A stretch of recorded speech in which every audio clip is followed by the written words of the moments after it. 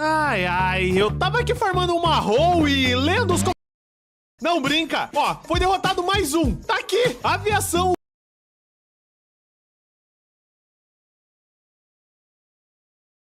Lute em julgamento e Pain of Arthropods. Mano, é isso mesmo? Vocês estavam certos, rapaziada. Nossa, mas vocês são muito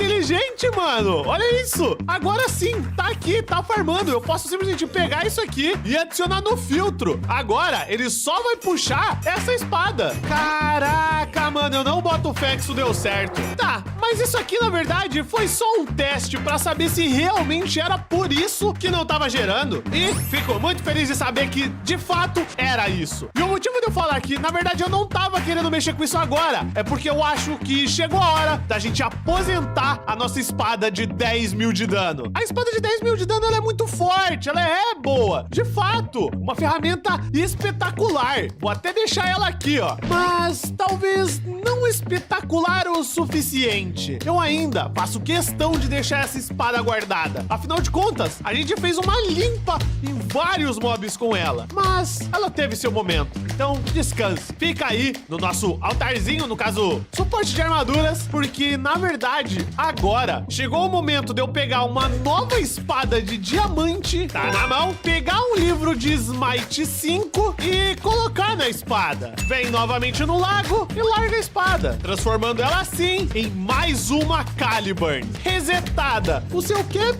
em 100 novamente. E na real tem um motivo bem especial pra eu querer uma nova Caliburn. E pra quem já sabe o que eu tô querendo, é isso mesmo, viu? É isso aí que você tá pensando. Porque agora eu vou vir no meu sistema de itens e pegar os ossinhos, qualquer ossinho, entrar na Twilight Forest novamente e procurar por um lobo. Opa, opa, acho que tá aqui, lobinho. Pô, mas será que por eles estarem bravos eu não consigo domesticar? Não. Nossa, isso aqui vai ser um problemão, velho. Pera, talvez poção de invisibilidade? Eu preciso de alguma forma desses lobos não ficarem bravos comigo. Nossa. Calma aí, calma aí. Tá, eu vou pegar essa relíquia aqui, que é o hobby da meia-noite, que me deixa invisível, mas eu acho que eu vou ter que fazer uma poção de invisibilidade. Talvez seja necessário. Tá, beleza? Coloca aqui, poção de Night Vision e poção da invisibilidade. Perfeito. 3 minutos é mais do que o suficiente. Na dúvida, eu acho que eu tenho esse cachecol da invisibilidade também. Ixi, eu já tinha uma poção. Tá bom, não tem problema não. Vamos lá. Isso precisa funcionar, mano. Se não funcionar, eu vou ficar espetacular o suficiente. Eu aqui, aviação, lute em julgamento.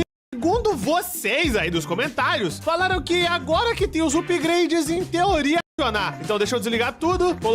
Eu esqueci o Vector Plate, tá? Vou colocar então aqui uma alavanca pra gente poder ativar. Pegar todos esses itens e quebrar as tochas. Eita, não pode ainda, na real. Eu esqueci o Vector Plate, tá? Perfeito. Então agora, segundo vocês aí dos comentários, falaram que agora que tem os upgrades, em teoria é pra funcionar. Então deixa eu desligar tudo, colocar o vidro. Na real tem uma tocha lá em cima, né? Pronto. Em teoria, agora sim, se eu ligar esse mob mesher, ele começar a derrotar esses itens, esses mobs, na verdade, o problema é que vem um monte de tranqueira, né? Então eu não consigo ver direito. Tá, mas vamos esperar. Na verdade, ele tá gerando... Aí, calma, foi. Não brinca. Ó, foi derrotado mais um. Tá aqui, aviação, lute em julgamento e Pain of Arthropods. Mano, é isso mesmo? Vocês estavam certos, rapaziada. Nossa, mas vocês são muito inteligentes, mano. Olha isso. Agora sim, tá aqui, tá farmando. Eu posso simplesmente pegar isso aqui e adicionar no filtro. Agora, ele só vai puxar essa espada. Caraca, mano, eu não boto fé que isso deu certo. Tá, mas isso aqui, na verdade, foi só um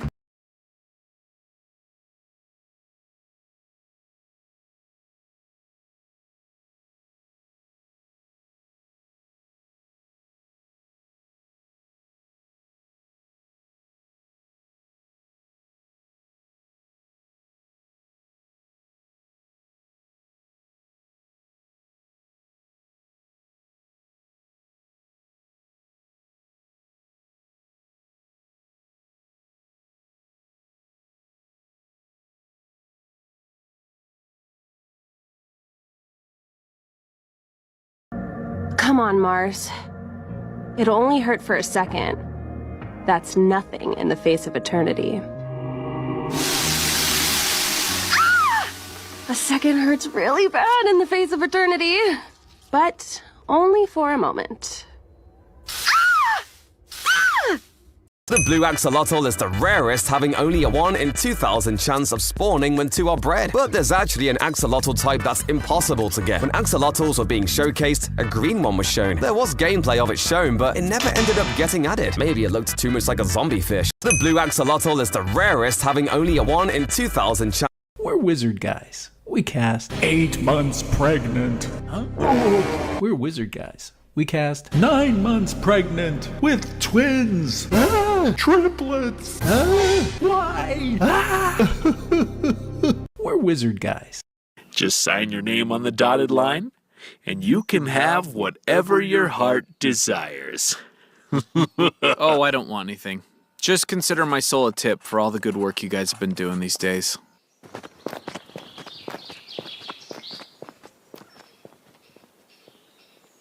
Just sign your name on the dot. You're telling me that you had to give SCP-049 the gender switching stone again, and teach it a bunch of Cirque du Soleil malarkey.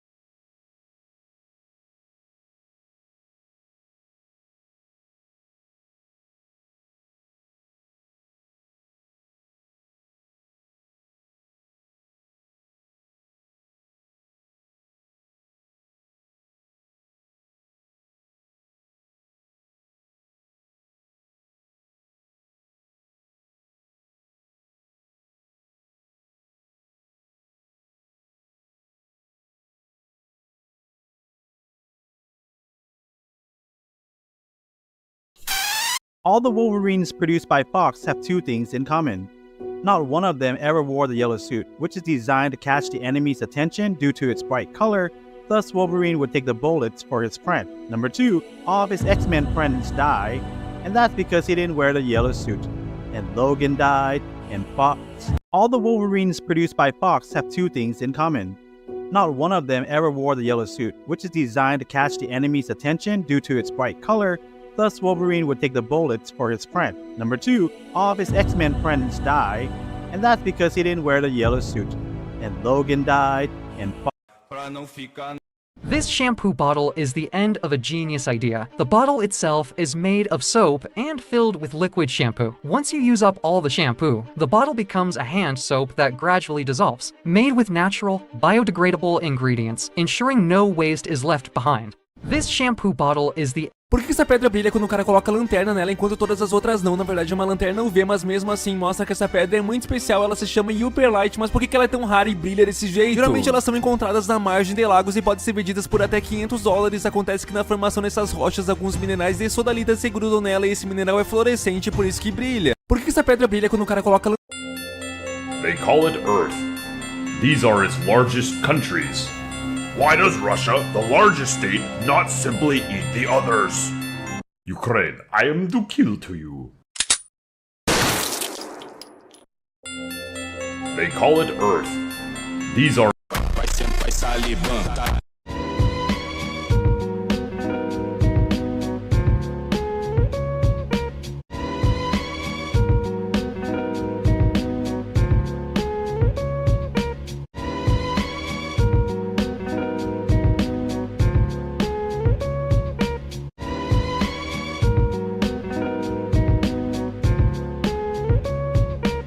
You know, I was gonna make a video on how they just added copper for no reason. Like, what does he do? Copper crafting recipes. 3 things. You can make 3 things. But then I realized a lot of ores are kinda pointless. Like lapis, only being able to craft a lapis block and dye things. Now don't worry, I hear you, but you need lapis to enchant. But you literally can just mine lapis like twice and have enough to enchant for your entire playthrough. Then there's emeralds, and you might be thinking, trading's pretty useful, right? And that's true.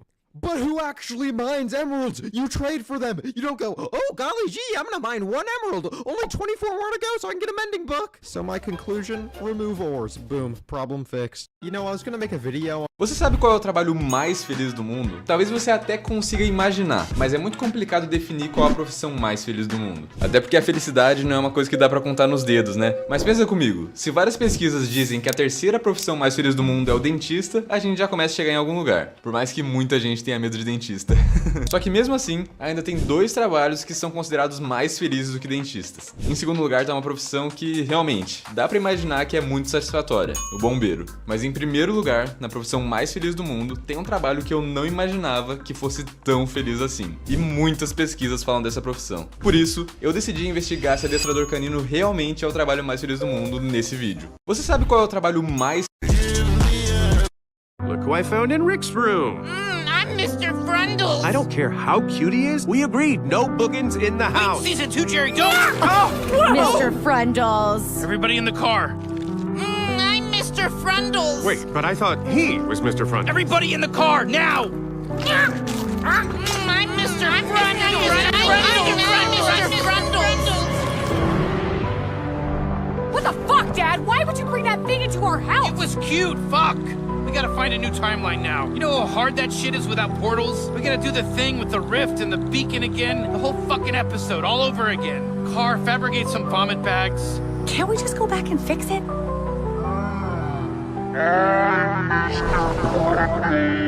I can't believe portal travel's broken. I'll get to it when I get to it. Lift with your knees, Mom. How many times have you done this? No. Oh, God. And you swear they die of natural causes? Look who I found in Rick's... Desenhos que são diferentes em outros países. Em Israel, o filme Tá Chovendo Hambúrguer virou Tá Chovendo Falafel, porque lá essa comida é bem mais popular do que carne. No Oriente Médio, Simpsons removeu qualquer referência a carne de porco ou cerveja, para se adequar às leis locais. Nessa cena de Divertidamente, a gente vê a Riley se recusando a... Meet my brother, guys. What's up, guys? How's everyone doing? This is my brother Jamal. He lives in Africa, so I hadn't seen him in ages. Are you guys ready to get some bitches?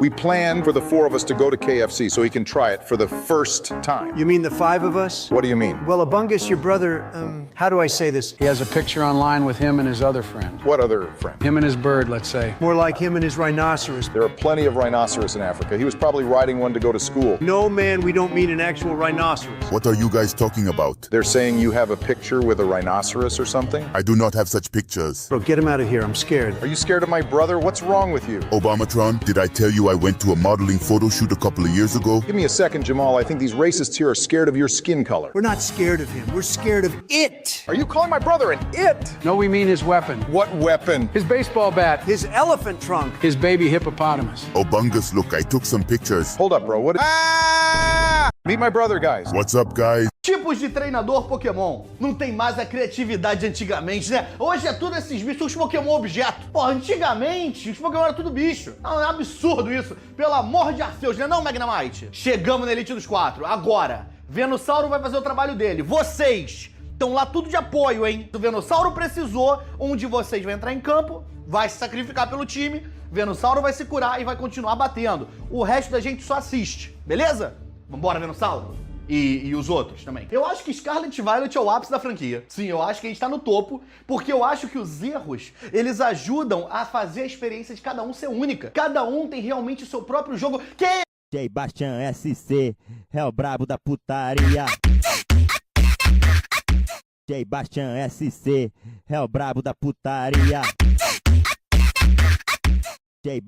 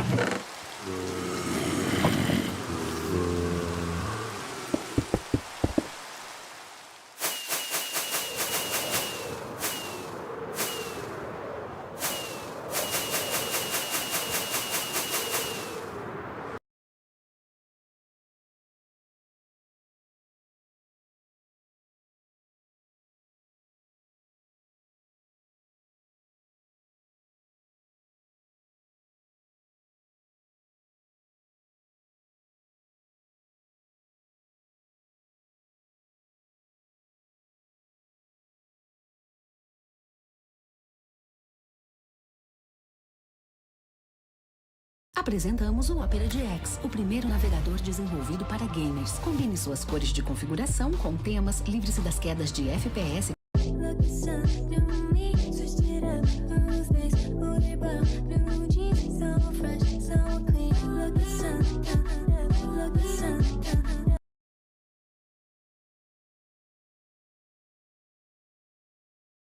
Oh my. This is my best friend Miles. And this is his base.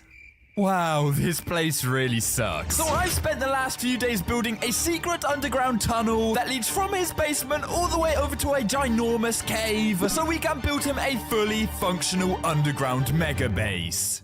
Ooh, diamond. Now I'm gonna begin preparing the cave by lighting up the area because we do seem to have a slight mob infestation. Yep. Point proven. And since I don't want the base to look insanely ugly and boring, I'm also gonna cover the entirety of the floor with grass. Okay. So we've ran out of grass. The good thing about this base is I'm literally connected to Miles's basement, meaning I can temporarily steal from him. Where is your grass, Miles? Give me all of your grass. Oh.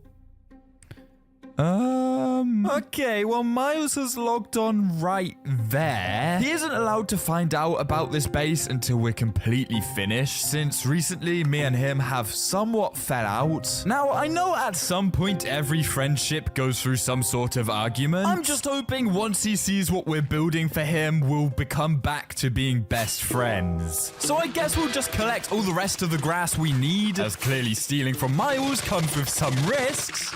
And wow! Already, this place is looking a lot nicer. Although we definitely need to sort this mob problem out at some point. But now the cave is ready for building in. These are the main blocks we're going to be using to theme the base.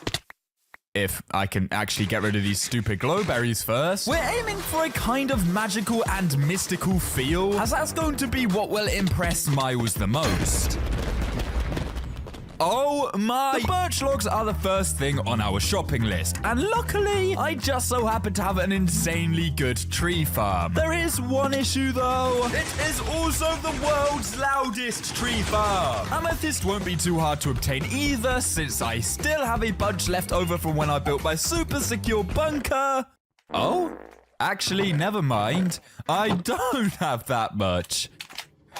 Well, I guess that's something I can deal with later. The actual problem, however, is going to be getting the skulk catalysts, because by my calculations, we're going to need just over 200 of them. You see, in Miles's most popular video, he infected the entire world with skulk. And to truly pay tribute to that, I think it's only right that the base is themed mainly around skulk. Sadly, I'm not finding many catalysts here. I'm kind of putting my life at risk a little bit.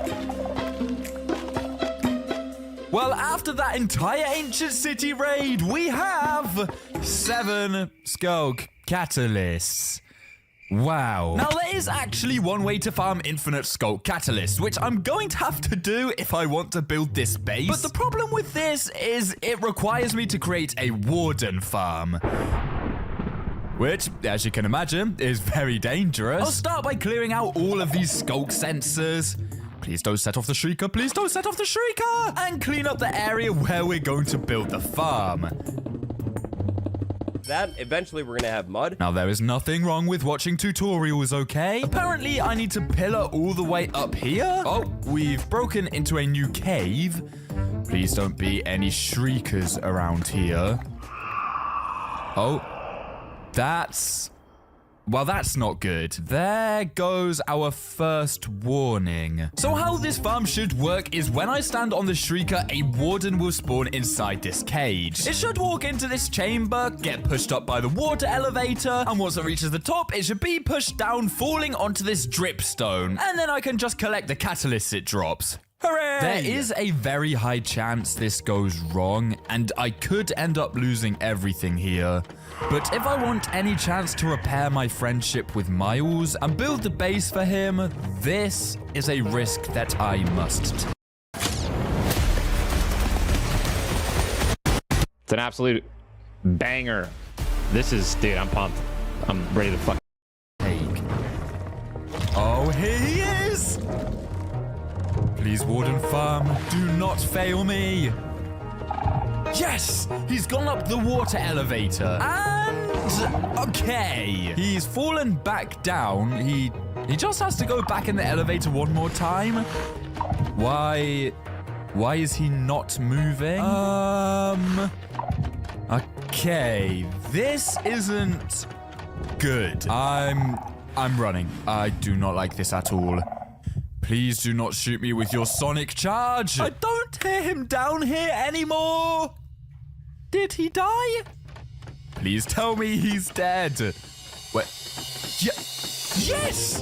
What? It actually worked! Look, there's a catalyst! I mean, now I can finally begin putting all of these materials to work and making an epic staircase all the way from the floor to the tunnel. I'll create a bunch of these tall amethyst tree post things, which really give off a mystical feel. And finally, I'll lay down some pathways that will lead to various different parts of this base that we are going to be building. Oh my. Before we continue on with any more building, we really need to stop these mobs spawning in. Now, we could just make life easy for ourselves and spam torches everywhere, which will definitely stop these mobs spawning, but it looks... oh my gosh, it looks so bad. So the other idea I've had instead is to be putting up some glowstone lamps, since they'll still emit enough light to stop monsters from appearing. Hopefully these look a little bit better than all the torches. Oh, these do not look better than all the torches. Oh, no! I do have one more idea that will stop mob spawning and look good at the same time. However, it's going to require frogs, magma cubes, and a whole lot of hard work. This'll be fun. Let's start off by finding a mangrove swamp where tons of frogs are going to be living. Yep, here it is. And specifically, we need to find one of these orange frogs. So, not you. You are not orange. Oh wait, orange frogs spawn in normal swamps, actually. So thank goodness there's one here. As when we put these cute little guys face to face with magma cubes, they actually eat them, which drops these yellow frog lights, which we can use to light up the cave. We just need to get this guy into the nether somehow, which is a lot easier said than done. Yes, finally. I think he's gone through. Yes, the frog is in the nether. I repeat, the frog is in the nether. And oh, he is not holding back on these magma cubes. Oh my goodness. Who is a hungry boy? Clyde. I'm going to call you Clyde from now on. And thanks to Clyde's incredibly courageous work, we not only have a new friend to help us build this base, but now we also have all we need to prevent mobs from ever spawning inside of here again. I'm just going to add a few final touches here and there, but as it turns out, Miles actually has a pet of his own. No, it's not a frog like Clyde. It's this weird underwater skeleton horse thing. This tiny pool cannot be nice to live in. I think we need to create him a ginormous aquarium inside of the mega base. Now I think over here is where I want to build it, and we need to start off by digging out a circular area. But since I'm unable to use a beacon, as the beam would completely give away this underground base, I'm going to resort to using explosives.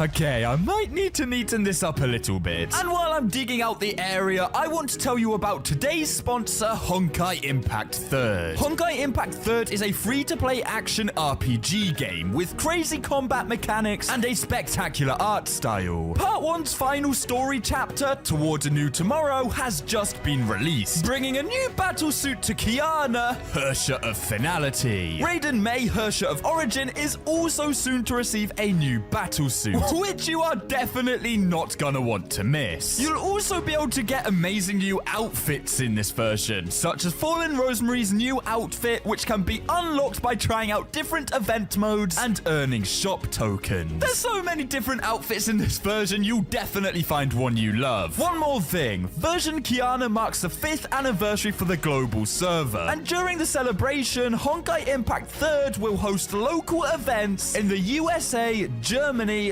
France, and UK. Download the game now and redeem this gift code to get 30 crystals, 2,888 asterite, and a Hersha trial card for free. Now, for the blocks to use on the inside of this dome, I'm first going to try out a wooden design. I can't tell, but this is either going to look really good or terrible. Oh, this. Well, this is awful. I'm thinking instead that a prismarine design could look really cool, as those blocks are already designed to be in water. So I do need to find myself an ocean monument. What the? Okay, well, we found one. I'm so confused. I mean, that's not going to stop me from stealing all the prismarine. Yes, give me all of the blocks. Come to daddy. Ow. Ow. Oh my goodness, leave me alone. Well, that was an experience. I'm hoping that all of these blocks should be enough to fill in the inside of the aquarium. Yep, you guessed it. It wasn't enough. No. I really hope Miles likes this base because it's beginning to get expensive. Oh, goodbye, lovely diamonds. And the dome of the aquarium is looking absolutely amazing. I will just quickly replace the ugly deep slate floor with an oceany floor, which still looks quite ugly to be honest, but it does fit in perfectly with the theme. Let's add in some rock clusters, as we don't want this aquarium to look completely flat. And we'll also add in a couple sunken rip shacks. Wait, no. What? I meant shipwrecks. And now I need to quickly fly over to a warm ocean biome because here I can find a coral reef. I'm going to get a load of every single color of coral because this will look super cool inside of the aquarium. Oh, wait. The coral dies when it's not inside water. Ah, okay. Well, that means we're going to have to fill the inside of this aquarium with water before we can even think about decorating it with coral. Now, I don't necessarily know the optimal way to fill this dome with water, so I guess I'll start from the bottom and make my way up. Wait! I am an idiot. If I just place all the water at the top, it will flow down across the whole dome anyways. Instead, I've just wasted all my time placing it at the bottom. Why am I like this?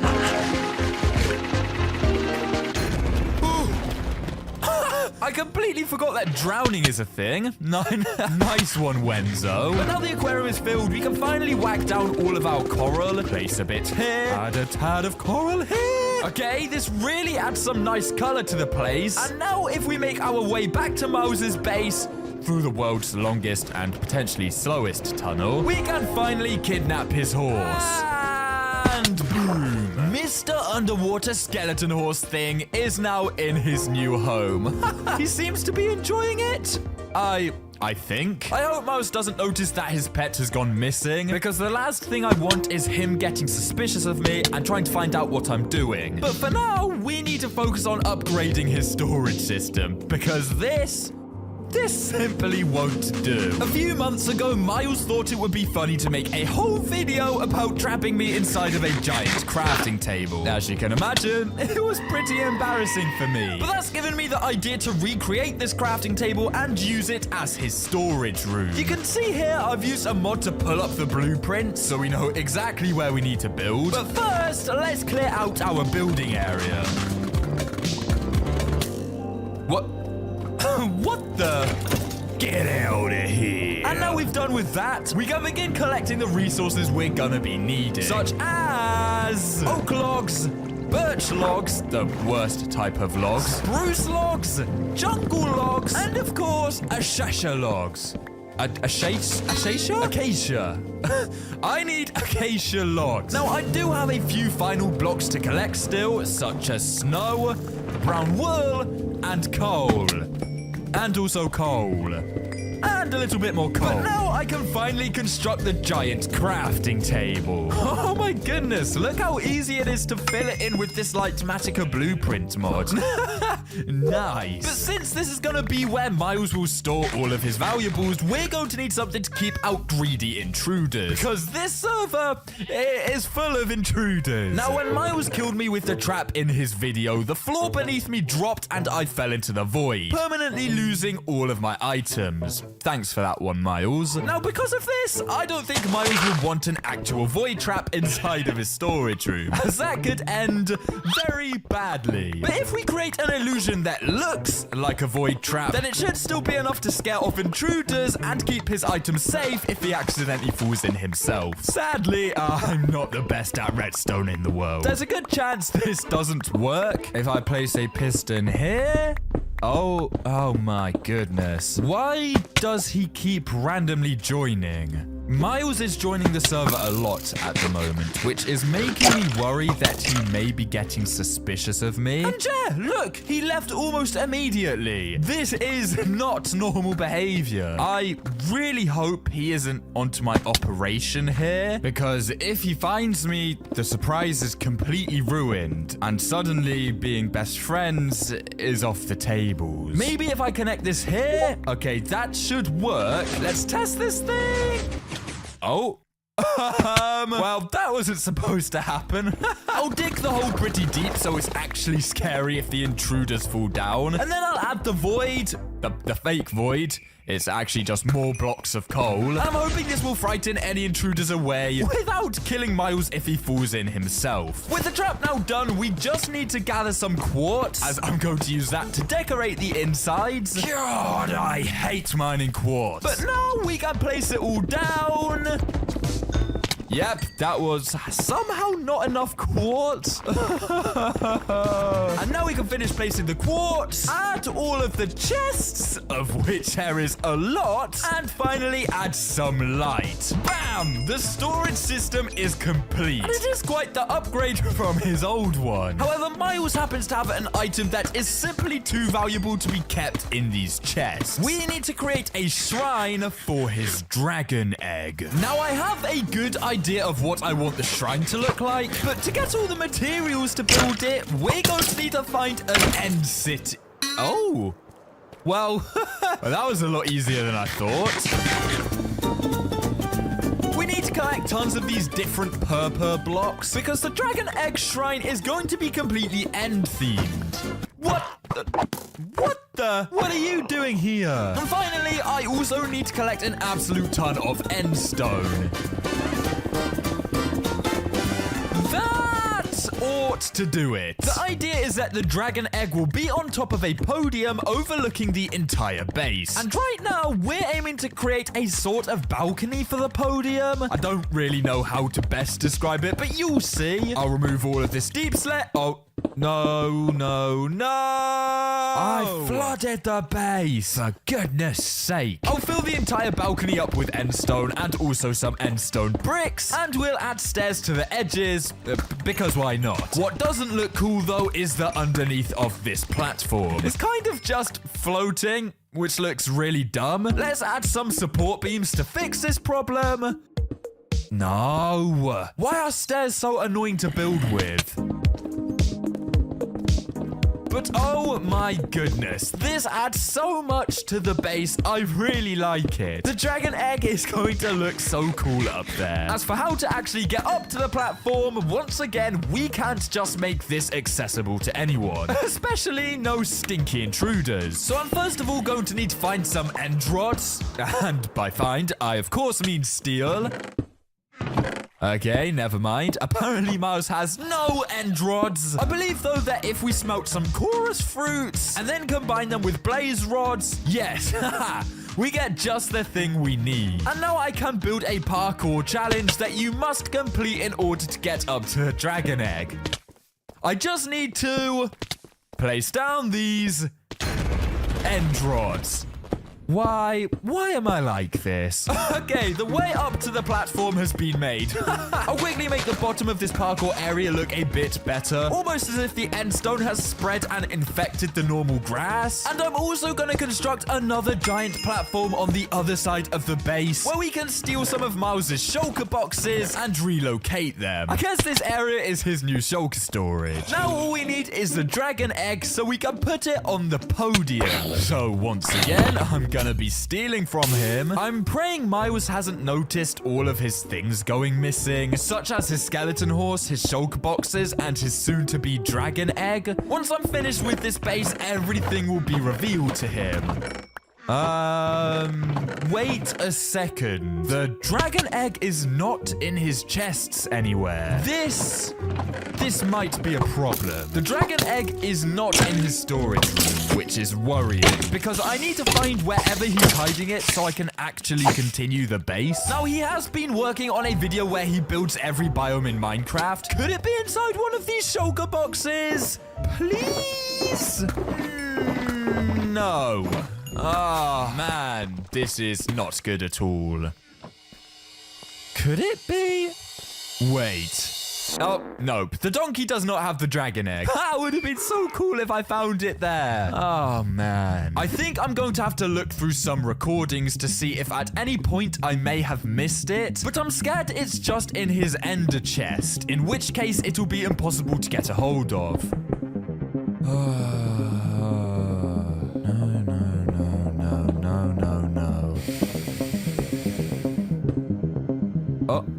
wait. There's no... What? I think I know where the dragon egg is now. Oh my goodness, oh my god. How could I have been so stupid? And while I go to get the dragon egg, for every subscriber I get this year, I'm going to be collecting 1 frog. Meaning if you subscribe right now, you get to claim your frog. And at the end of the year, we're all going to have a massive frog party. I think it's been in one of these shulker boxes we stole all along. Please?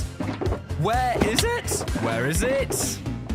Yes! There it is! Oh my goodness! I was so scared we weren't going to find it. Let's plonk it onto the podium and... Oh, no, I accidentally clicked on it, for goodness sake. And boom, the dragon egg is safely inside the base. Look at the difference between the original cave and what we have now. Miles is going to love this place. I hope at least. All that's left to do now is create the giant centerpiece of this base, where we're also going to leave some extra surprises for Miles. Now, Miles has quite an iconic and unique face, which is why I want to recreate a massive version of it in the middle of this base. I'm digging out a ginormous area that will be our building zone.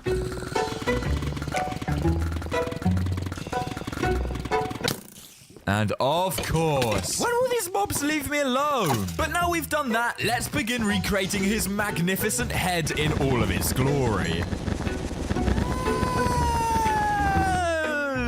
Okay. I'm going to be honest. I don't like this wall design at all. It's way too boring. Thankfully, I know a way cooler block that we can use to create the head. We're gonna use raw gold. But since raw blocks cannot be made with ingots, using a gold farm is completely off the table. Thankfully, this server has an ore shop, so I should just be able to buy... Oh. Well, it seems the gold ore is out of stock. Great. That is totally not annoying in the slightest. The last thing I want to do is mine all the gold ore myself, as that will take years to do. So I'm hoping Miles may have some gold ore himself. Please, please, please. No, it's not looking good. We're actually going to have to mine all the gold manually, aren't we? Well, I'm sure this won't drive me insane in the slightest. By my calculations, we're going to need around 13,000 raw gold, because I can turn that into... a lot of raw gold blocks. So to do this, I'm flying over 10,000 blocks away. So we arrive in the middle of this Badlands biome. Yes, look how much gold we're getting already. Gold spawns at a way higher level in these Badlands biomes, therefore making it more common and easier to get. Ow. We've already collected 500 raw gold ore, so let's take it back to our base. Wait, where's the portal again? Oh no, I can't remember where the portal is. Great, and now I'm being attacked by phantoms too. Let's place down all of our ores, break them into normal raw gold, craft them into the solid gold blocks, and wow. That is nowhere near enough. We need to somehow fill up all 4 of the walls with this. I think we're going to need some help. I need your help. For obvious reasons, Miles can't know that all of this gold is actually for him. So as long as he doesn't ask any questions, we should be... Let's go. Woo! Let's do this, boy. You have a beacon? We are mining gold at the speed of light, and to make things even better, another player volunteered to help us on the mission. Let's mine up all of the gold we've gotten, turn it all into blocks, and boom! All of the gold has finally been placed. I'll quickly do the flooring and ceiling on the inside of Mouse's golden head. Yes, this looks so awesome. You'll also be able to see that I'm placing down these emerald block podiums, as this is where I'm going to leave numerous different gifts for Miles to truly make sure we can be best friends once again. Such as this crafting table, which is a reminder of when he killed me. Sorry, got a bit angry there. I also have a totem of undying on me, which is here to remind Miles of the first time we ever built something together, that being our giant totem farm. The skulk block, I think that's fair fairly obvious why that's here. And the diamond block is just a gift to show how much I value our friendship. Now, there's only 4 things left that I need to obtain, and I'll start with the saddle, as I can just steal that from his pet donkey. I mean, is it really stealing if he's gonna get it back anyways? Next, I need a chicken, as that was the first pet Miles ever had on the server. I see an egg. Oh, I see a chicken! You are coming back with me, Mr. Chicken. Oh, hello, guys. We quickly also need to get a sponge to congratulate him on the time he spent 2 months training an ocean. I'm not really sure why he did that, but Miles works in mysterious ways. So here goes a sponge. And finally, we need Mr. Beast, as one of his videos had Mr. Beast in the thumbnail. Yeah, I started running out of ideas here. Let's return to the land of the villagers, boat him all the way back to the base. Very slowly. And Mr. Beast has been collected.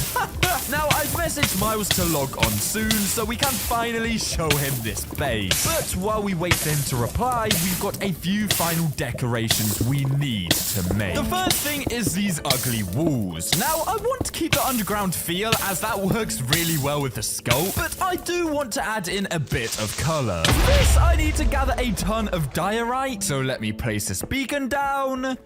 Wait, why is it not working? It won't light up. What? Well, I guess we'll just mine the diorite without a beacon, as it doesn't take particularly long anyways. And I also need to collect a ton of calcite, which is a strangely satisfying block to mine. The final pit stop is the Prismarine shop, where I need to buy a ton of sea lanterns. So goodbye, hard-earned diamonds. Again. But hello to our new and cooler looking wall. It's not a massive difference, but it definitely makes the place feel a lot nicer. And why is there a creeper up there? Oh, what? Oh!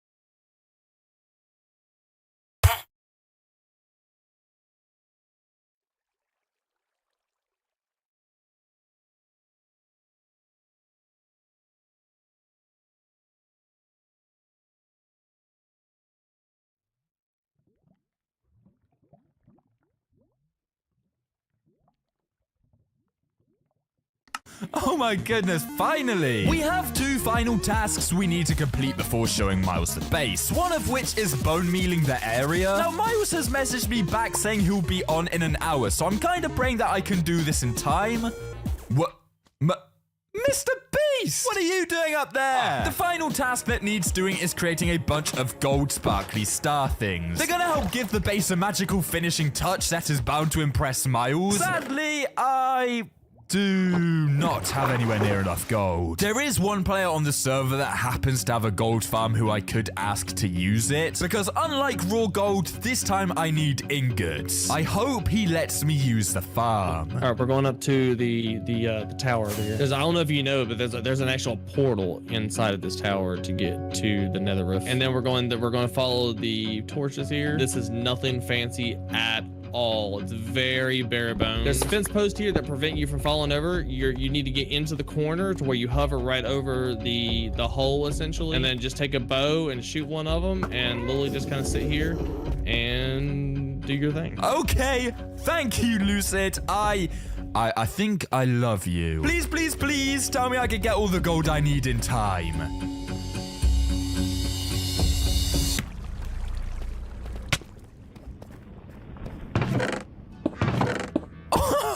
Look at all of that gold. I think we're just about gonna be in the nick of time. These gold sparkles are gonna create such a nice finishing touch to this base. Which, by the way, can we just admire how awesome this place looks? Compare Moses' old base to this new one. Our work here has been truly astonishing. With all the things combined in this base, I'm really hoping Miles can see past the hardships we've had recently, and we can come to be the best of friends once again. Yoo-hoo! Cuento. Hey, Miles.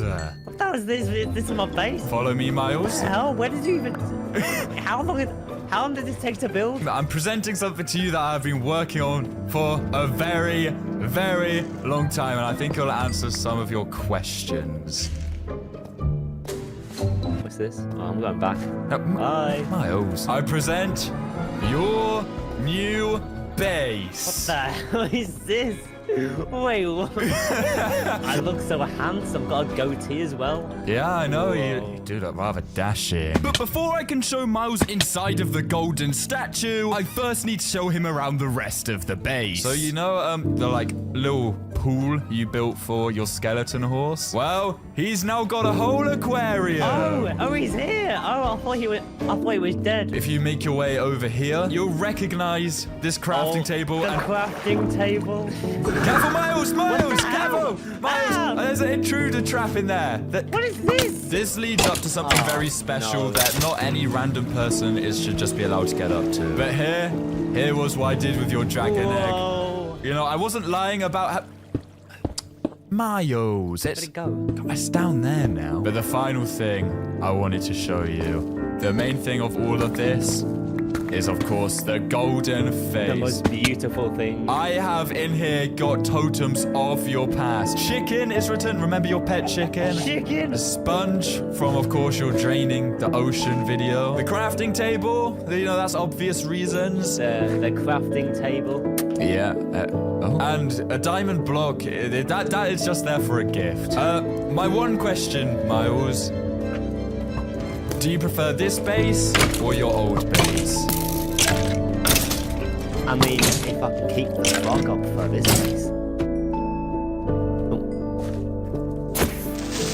Anyway, Winzo, this is now my property, so get out of my base, Winzo. No, get out of my base. Sorry. If you enjoyed that video, you are going to love this video on your screen right now. Trust me, you don't want to miss it and then forget about it later. Subscribe! I've built a base in the overworld. Heck, I've even built a base in the nether. But for some reason, I've never thought to make a base in the end. I mean, I'm definitely not scared of these guys or anything. So I'm going to spend the next 7 days building a mega base in this dimension, filled with rooms such as a custom vault, entertainment area, and many, many more. So let's begin by building the outline of the base. And yes, if you're wondering, we are doing this over the void. But that is the outline complete. And you can see where we're going to have all of the different rooms, as well as the entrance, which is going to be right here in the middle. But as you can see, flying back to the main end island takes way too long. So we're going to actually glitch out the game and make it so we can use one of these end gateways to teleport us straight into our base. Oh no, I've angered him. So the first step to getting the gateway to teleport us straight into our base is by respawning and killing the ender dragon until a gateway spawns right over here. Meaning, to keep spawning the dragon, we're going to need to get our hands on a lot of gas tiers. Oh, gas! Get your tiers! Did we get his tiers? We did! 4 out of 40. You see, normally when you go through an end gateway, it takes you to the outer end island. But if you place some endstone in the middle of the void like I have, there's a chance that it will spawn the end gateway there instead, which, if it works, will make a pretty cool entrance to our base. Ooh, I did not mean to do that. Boom, boom, boom. We now need to kill the dragon until the correct gateway spawns. No, wrong one again. Hello. Oh my god. And while I'm killing the ender dragon, I should explain that this base is actually not just for me, but it is going to be a shared base for me and my teammate Tazza. And this is still not spawned in the right place. Why are you over there? It has all been through loads together across multiple different SMPs. So to show that I really care about our friendship, I'm going to fill this base with rooms for both me and him. And when I finally show him the base, he will love it. At least I hope he'll love it. Hey! Yes! And this should finally mean... Yeah, okay, the very last one. I am very nervous to actually enter this. Because if it doesn't work, then we have no entrance, and that means no base. Okay. Ladies, gentlemen, we're going through! Wait! Yeah! No? Okay, the teleporter has spawned a little bit higher than I wanted. But it has worked! I mean, the teleporter has spawned in the middle of the void, meaning all we have to do is move up the outline. But now we have a fully functional teleportation system right into the base. This has got to be the coolest entrance ever. But in order to make this base as cool as the entrance, we need to begin working on the walls, the floors, and all of the different rooms. Now, the main blocks I'm going to be using for this are diorite, calcite, and white concrete. And thankfully for me, I think I have...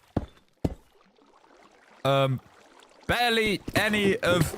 these blocks. Well, that's just great. So for the diorite then, we're just going to have to do some old-fashioned mining. And for the calcite, also old-fashioned mining. Please, Minecraft, make it possible to farm calcite. Thankfully, though, white concrete is a lot more interesting, since I can use my trusty concrete duplicator to get it all. But we do still have to solidify all of this white concrete. And to be honest, doing it like this just takes way too long. So let's go ahead and create a concrete breaker machine.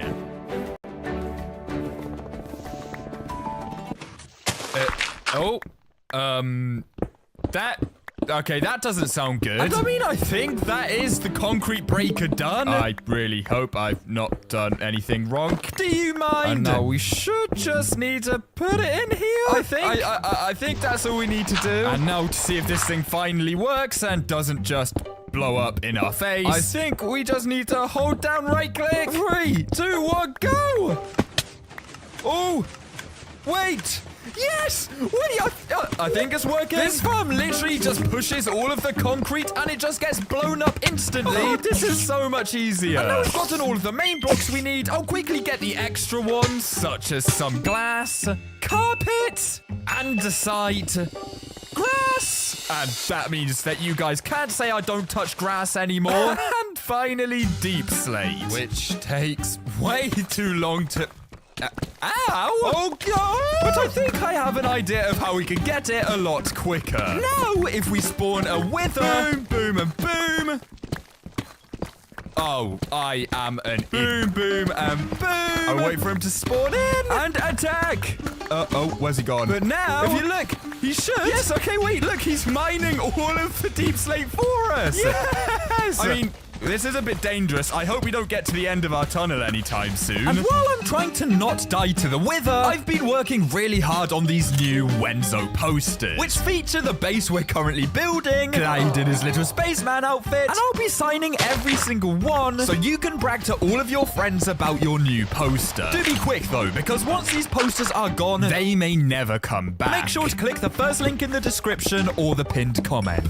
Oh, there we go. Oh, there's so much deep slate now. Now we can finally begin building the base. I am incredibly excited to show this final base to Tazo once we're done. I mean, it's going to have some awesome features like a vault for our riches, an entertainment room, and much, much more. But we do actually need the base for protection as well. Okay, that is, well... the floor done. I mean, the shape looks cool, but yeah, we still need to build the walls. You see, we've been in a war with Miles, someone who recently grieved our entire server. Now, me and Tazo did clean it up with the help of all of the other server members, but that means Miles could be planning his next attack while we speak. Meaning that me and Tazo need to build a base that we can use to prepare ourselves, because who knows when Miles might strike next. But that is the exterior.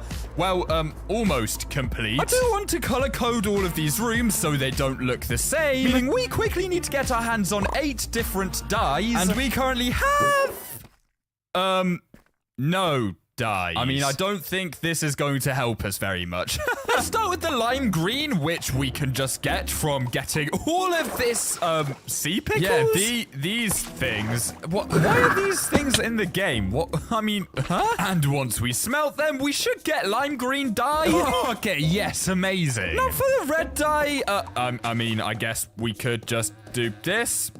Yep. For light blue dye, we need to get our hands on these flowers, which I think spawn in swamp biomes. Oh, and... oh, yes! Blue orchid. Thank you very much. Ooh, we should be able to get a bunch from a flower forest biome. Yeah, okay, we could get yellow. Oh, wait. Oh, magenta. Oh, wait, these are pink, right? We do need pink. Whoa, look at this guy. This guy's got a hat. Why does... oh, my God! No! Hat man! Oh. We can get all of these blue flowers because mixing them with red creates purple, meaning the final dye we need is orange, which comes from these orange tulips, wherever they are. Oh, yes! There they are! Boom! We have got all 8 dyes, meaning with a little bit of crafting and quite a lot of placing. We have finally completed the exterior of the base! Well, without the windows and the roof. Yeah, we haven't done these yet. Look how excited Mini Wenzo and Tazo are. Yeah. High five. I am incredibly excited to begin filling in the rooms, though. I think we should probably start with the basics, such as a storage room. What? So for all the chests, we need to first get our hands on tons of wood. I will say, though, we need a lot of chests. And chopping down these trees individually is taking absolutely ages. Reach! I can't reach it! But thankfully, there are farms that can get wood automatically. And by building one, we will be able to get wood way faster. Which we need because Miles is not to be trusted. We need to get a bunch of redstone items, some iron from the world's most overpowered iron farm, and some TNT. Perfecto. So we'll build it right here. Yep, right next to Miles' house because we hate Miles. Oh, guys, what are you doing? Why have you gone into my farm? But anyways, when I place this final bit of redstone, the farm should essentially be working. Well, at least a TNT mechanism that's gonna blow up all of the wood for me. So let's... Okay? And... Please! The TNT isn't... Oh, wait! Wait, I think... Okay, yes, okay, that is working. I mean, this isn't a full thing yet, but guys, we're making good progress. Are you proud of me? Dad, but now is the moment of truth. Does this farm actually work? Please do work. That would be very nice. Okay, TNT does not blow me up. That's a good sign. So I think we're just gonna... place it like this, and I do see some wood being destroyed. Wait, yeah, I think it's working. Look at all of the wood that's going into the chest. We'll keep it going for a little bit longer just to really make sure we're getting all the wood we need. Okay, right. We've only done it for like a few minutes.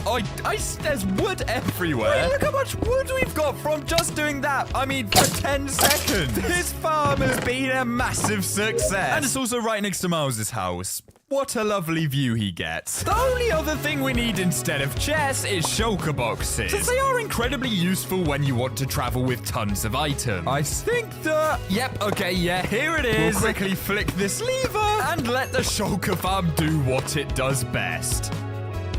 Okay, that is more than enough shulker shells. Yeah, you know what? Let's turn this off. we have so many. But Enderman, please get out of my way! You just stood in the way of the chests! And that is a storage room almost finished. I guess we should get some item frames for the chest, which does mean we need to start murdering some cows.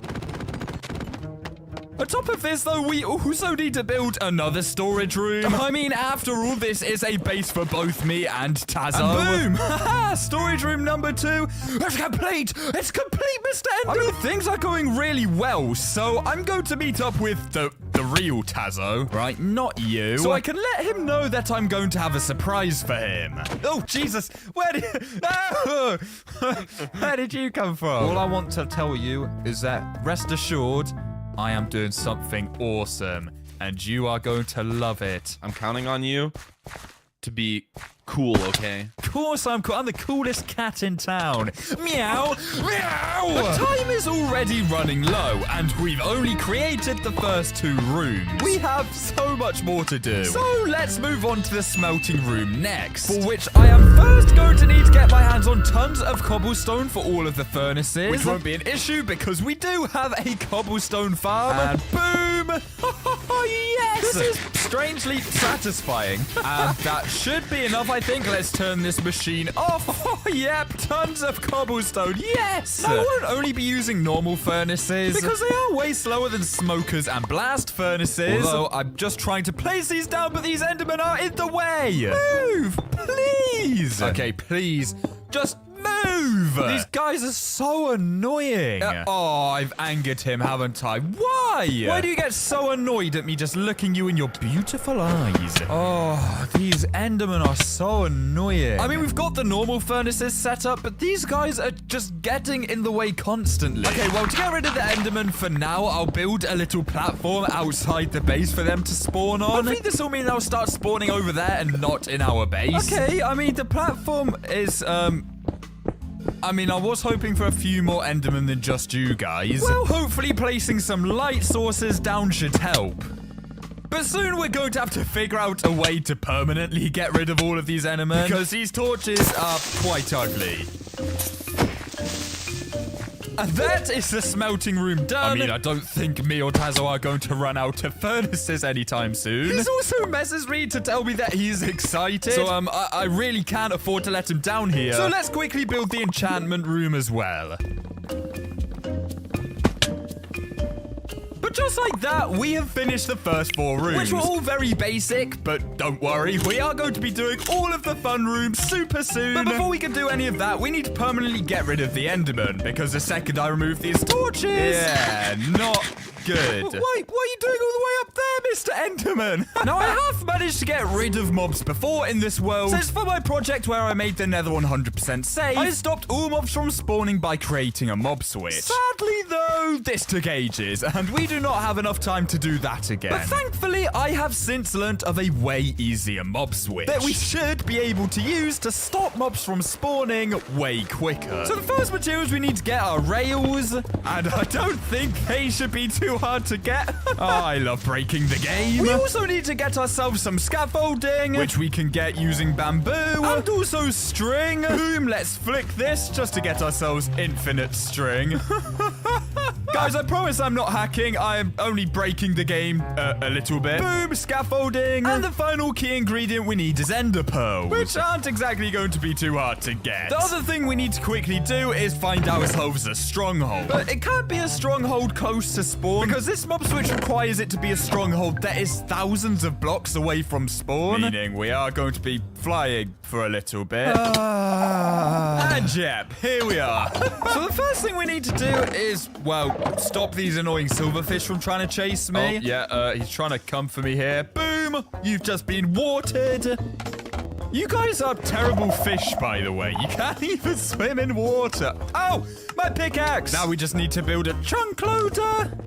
And now that should be the chunk loader complete. I believe if I flick it like this. Is it working? I think it's working. I mean, there's some funky business going on, so I'm going to assume it is working. As you can see, I am currently using the silverfish spawner to get as many silverfish as possible into this one place. This means that because there are so many mobs in a single place, Minecraft can't spawn anymore, and all of the other mobs in the entire world, well, they never end up getting the chance to spawn. Okay, I think this should be more than enough. At least I hope. Okay, moment of truth. I mean, it is daytime, so we can't tell for sure, although I don't see any spiders or anything that could still be here. There's no creepers even spawning in the creeper farm. That is a good sign. Let's just go down into a proper cave just to make sure. But I'm thinking this might have actually worked. And wait. Yeah, there's no mobs. The mob switch has actually worked. Yes. This feels a little bit weird. Okay, yep, that's a snap back to reality. Oh, diamonds. Okay, and we should also be Enderman free. Wait, what? No, we're definitely not free of the Enderman. Yeah, I mean, there's just as many of these guys as ever. Oh, no. Yep, there's still Enderman just chilling out in the base. I think because all of the silverfish are in the overworld, the end doesn't get affected. Meaning that all of these Endermen are still completely able to spawn. Man, this is bad. Especially since we are running out of time incredibly quickly here. Now, I do know that I could still build the same mob switch that I talked about earlier in the end. But to do that alone would take too much time, and even doing it with someone would require them to literally have nothing better to do. So I don't think I've got any other option but to let a friend in and help me build the mob switch. The only catch is they need to be a loser with nothing to do for the next 10 hours. Rock, paper, scissors, rock! Paper.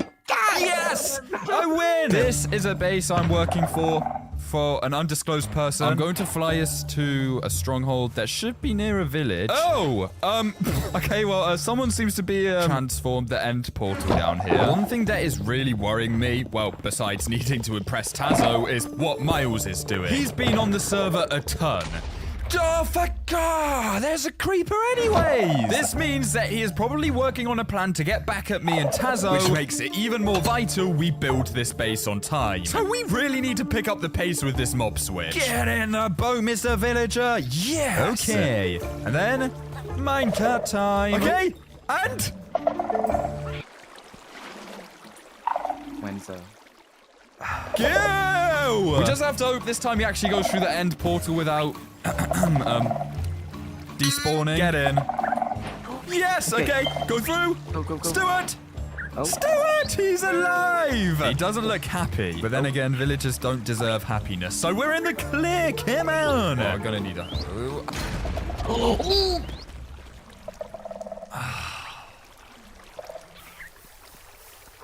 Stelina!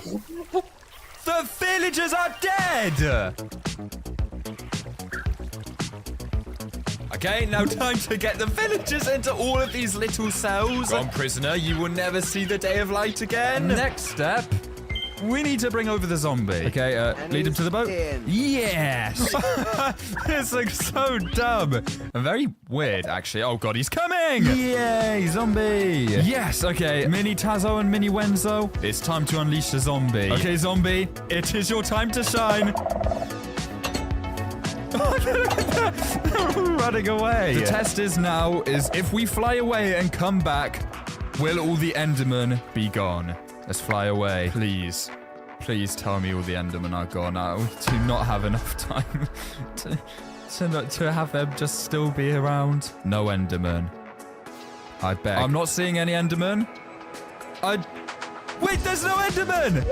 It worked! This is so much nicer now it's not overran with giant Slenderman. Now, though, we can finally get back to building the next room. And I'm going to start off with the vault, which will be where me and Tazo can store all of our riches. Now, every vault, of course, needs an entrance because, you know, for a vault to actually work, it needs to be somewhat secure. And if you didn't know, I'm kind of an expert in building secure bases. So I think we'll have the main entrance be here. Boom! But we can't just make it so anyone can waltz right in and steal all of our riches. Which we haven't gotten yet, by the way. We have no riches here. So I think it would be cool to make a keycard system, meaning only people with the correct password can even enter. That way no one can get in apart from me and Tazo. Let's start digging out an area for all our redstone. I've also just remembered that we are above the void, which is a little dangerous.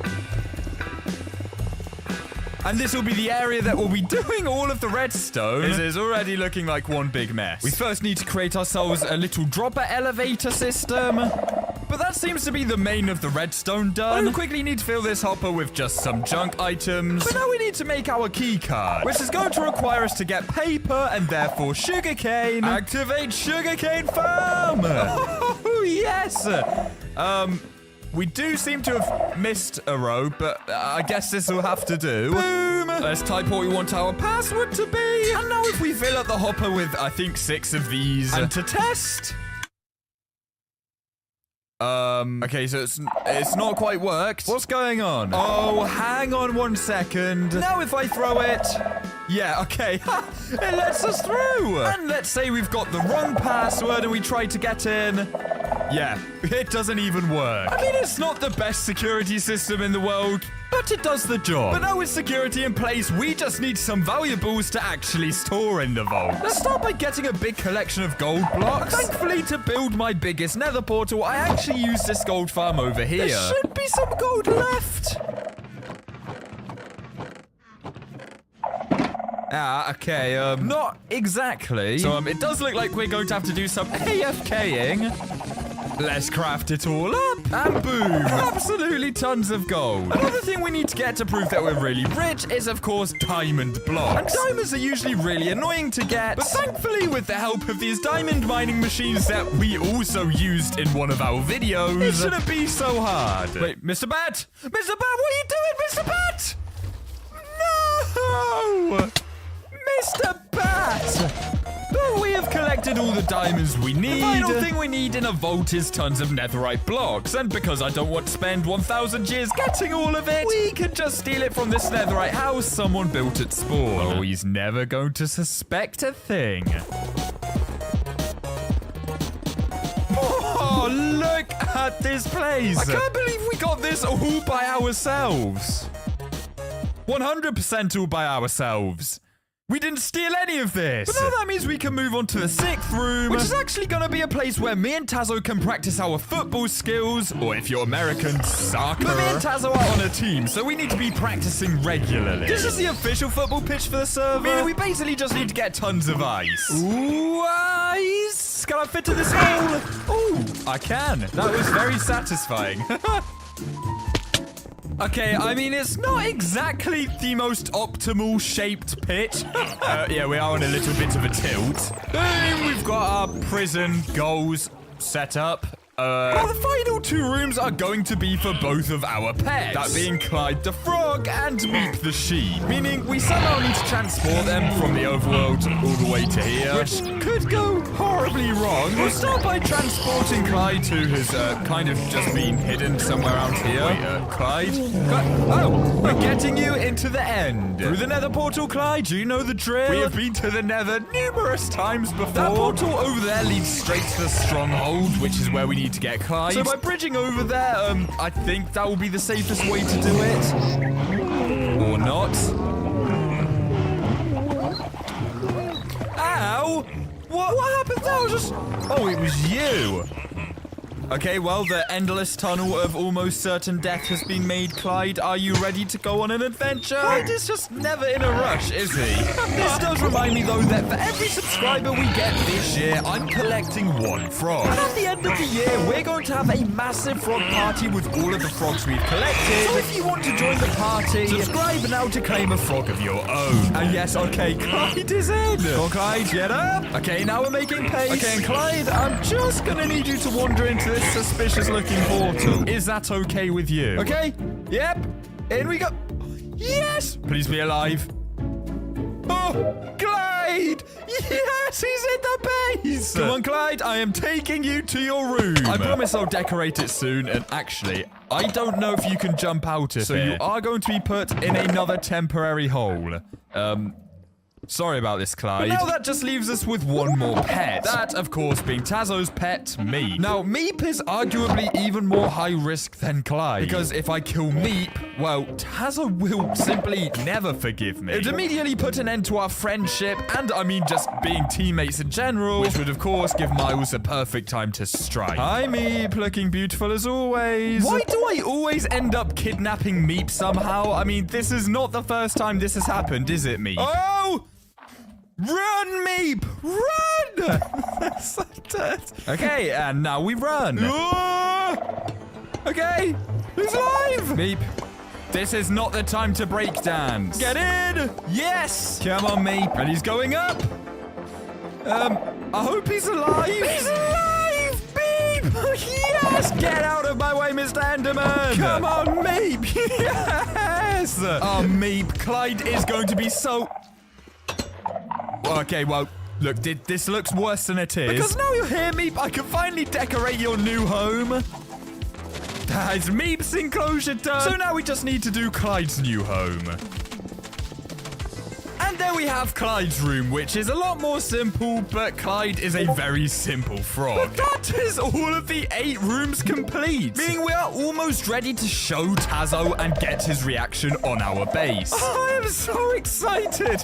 But remember, we are still missing some final touches, like a roof, for example. So we need to get that done before the time runs out and before Tazo arrives. So the first thing we need is tons of glass for the windows and roof. And we could just use furnaces to smelt glass the old-fashioned way. But apparently librarians actually sell glass. Is it real? It is. Wait, what?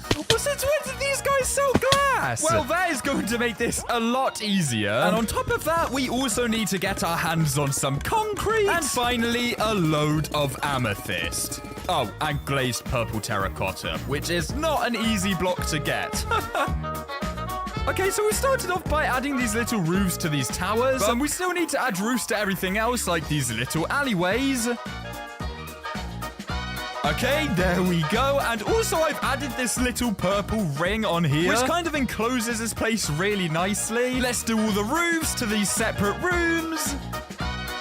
But Mini Wenzo, Mini Tazo, take a look at the base now. We've got a roof over all of our different rooms, and I've even actually filled in the windows, finally. But the last thing we need to do is decorate this room and, of course, the main entrance room, because right now it's a little bit flat. So let's quickly do that.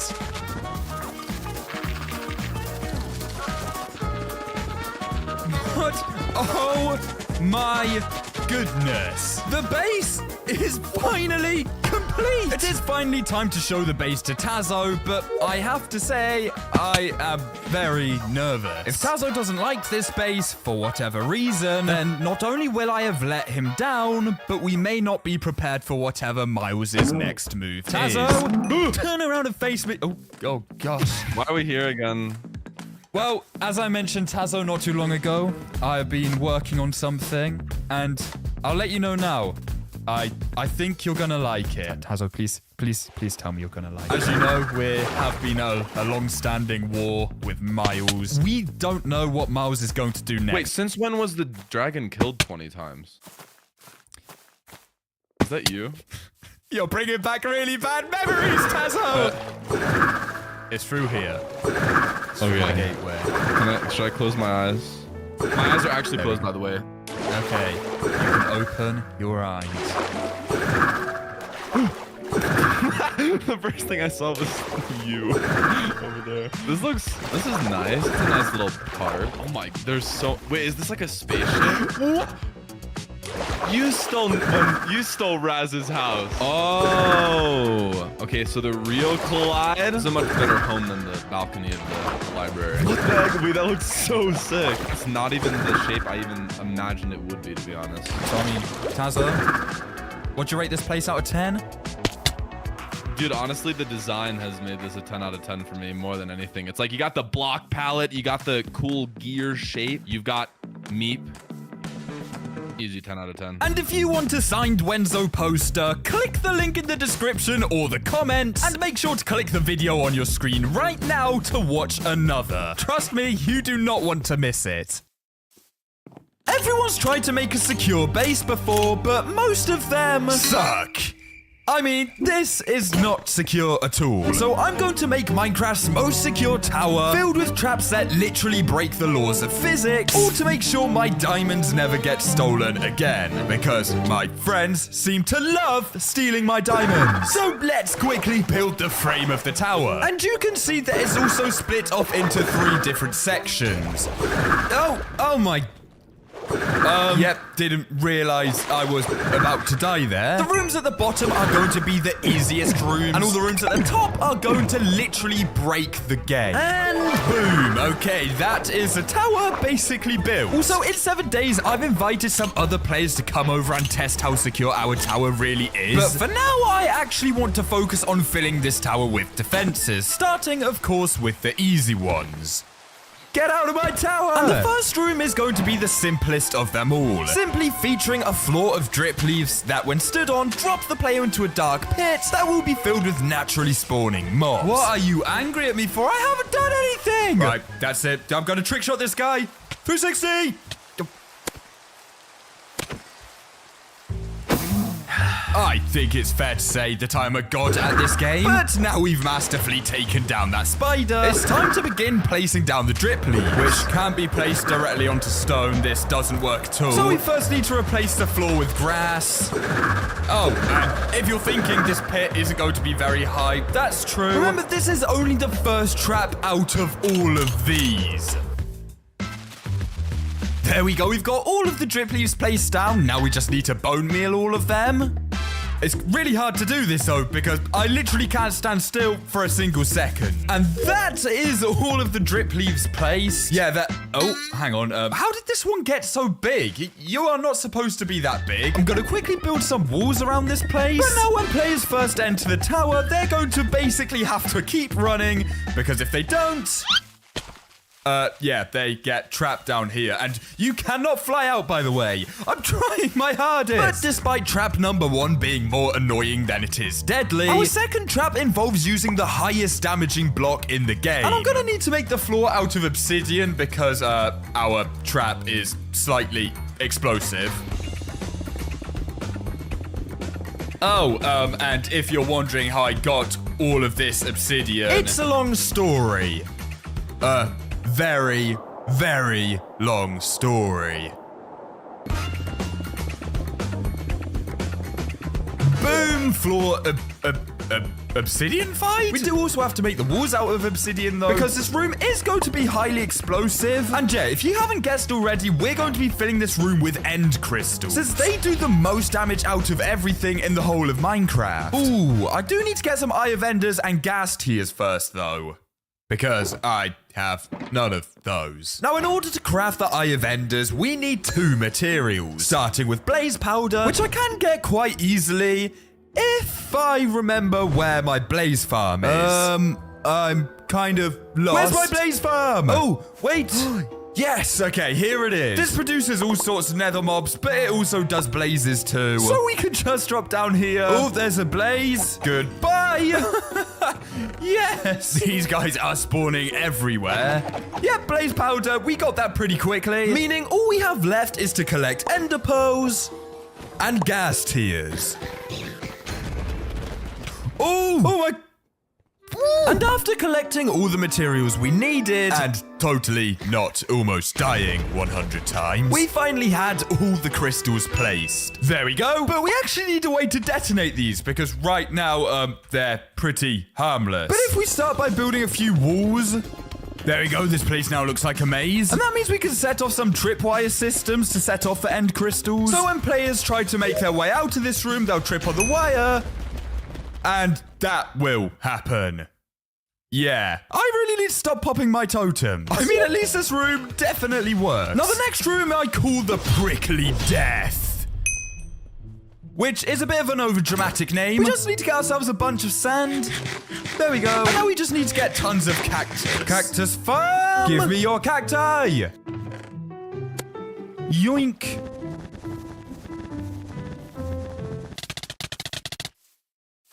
Ow. The cacti still need to grow a lot taller, but that will happen on its own. So now we're done with that room. That, now I think about it, is not very deadly at all. We're going to be moving on to a much cooler room that I call Slow and Painful. Yeah, these dramatic names are going to become annoying, aren't they? And while we do that, I want to tell you about today's sponsor, Reverse 1999. Reverse 1999 is a 20th century time travel strategic RPG set in an alternate Earth where arcanists, these cool natural-born spellcasters, and regular humans coexist. Reverse 1999 features a wide variety of awesome characters, such as my personal favorite, Regulus, a pirate captain with a passion for rock and roll. And you can't forget about the stunning visuals that blend retro and modern aesthetics here. Version 1.2, A Nightmare at Green Lake, has just released though, which takes you back to 1971 to explore a thrilling tale of mystery and horror. And of course, this new version introduces a multitude of new characters, skins, events, and much, much more. Oh, and a little secret, if you log in during this event, you can earn up to 14 additional unilogs. That's pretty sweet. Reverse 1999 is now available on iOS, Google Play, and PC, so click the link in the description to download the game and gain up to 73 summons and a guaranteed 6-star character in 30 summons. Anyway, since this room is called Slow and Painful, we need two different things: soul sand and cobwebs. Oh, not you! Woo! Now we place down the soul soil, we need to add all the cobwebs. But before I place down all of the cobwebs, I actually want to make it a little bit more deadly through the use of fire. Because, as it turns out, blue fire actually does more damage than normal fire. Oh, wow. That is one flint and steel gone already. I mean, now I need to place the cobwebs, but it's doing a lot of damage. This isn't going to work. Please, please, please, please, please. No, I'm stuck in a cobweb. Let me out. Whoa, whoa, whoa. You didn't think I was about to pop another totem there, right? You know, I am one of the best players ever in Minecraft. Someone like me would never pop a totem. Ooh, why do I always pop totems? Okay, I'm going to quickly drink a fire resistance potion while I do this. Also, why is the fire orange? That doesn't make any sense. Man, traveling through this thing is basically impossible. And also remember, we're still on the easy defenses, okay? Look how many more we have to go. I can't wait to show you guys what I have planned for the advanced traps. I'm first gonna make sure I'm not on fire anymore. Yeah, that's much better. The first 4 easy rooms complete.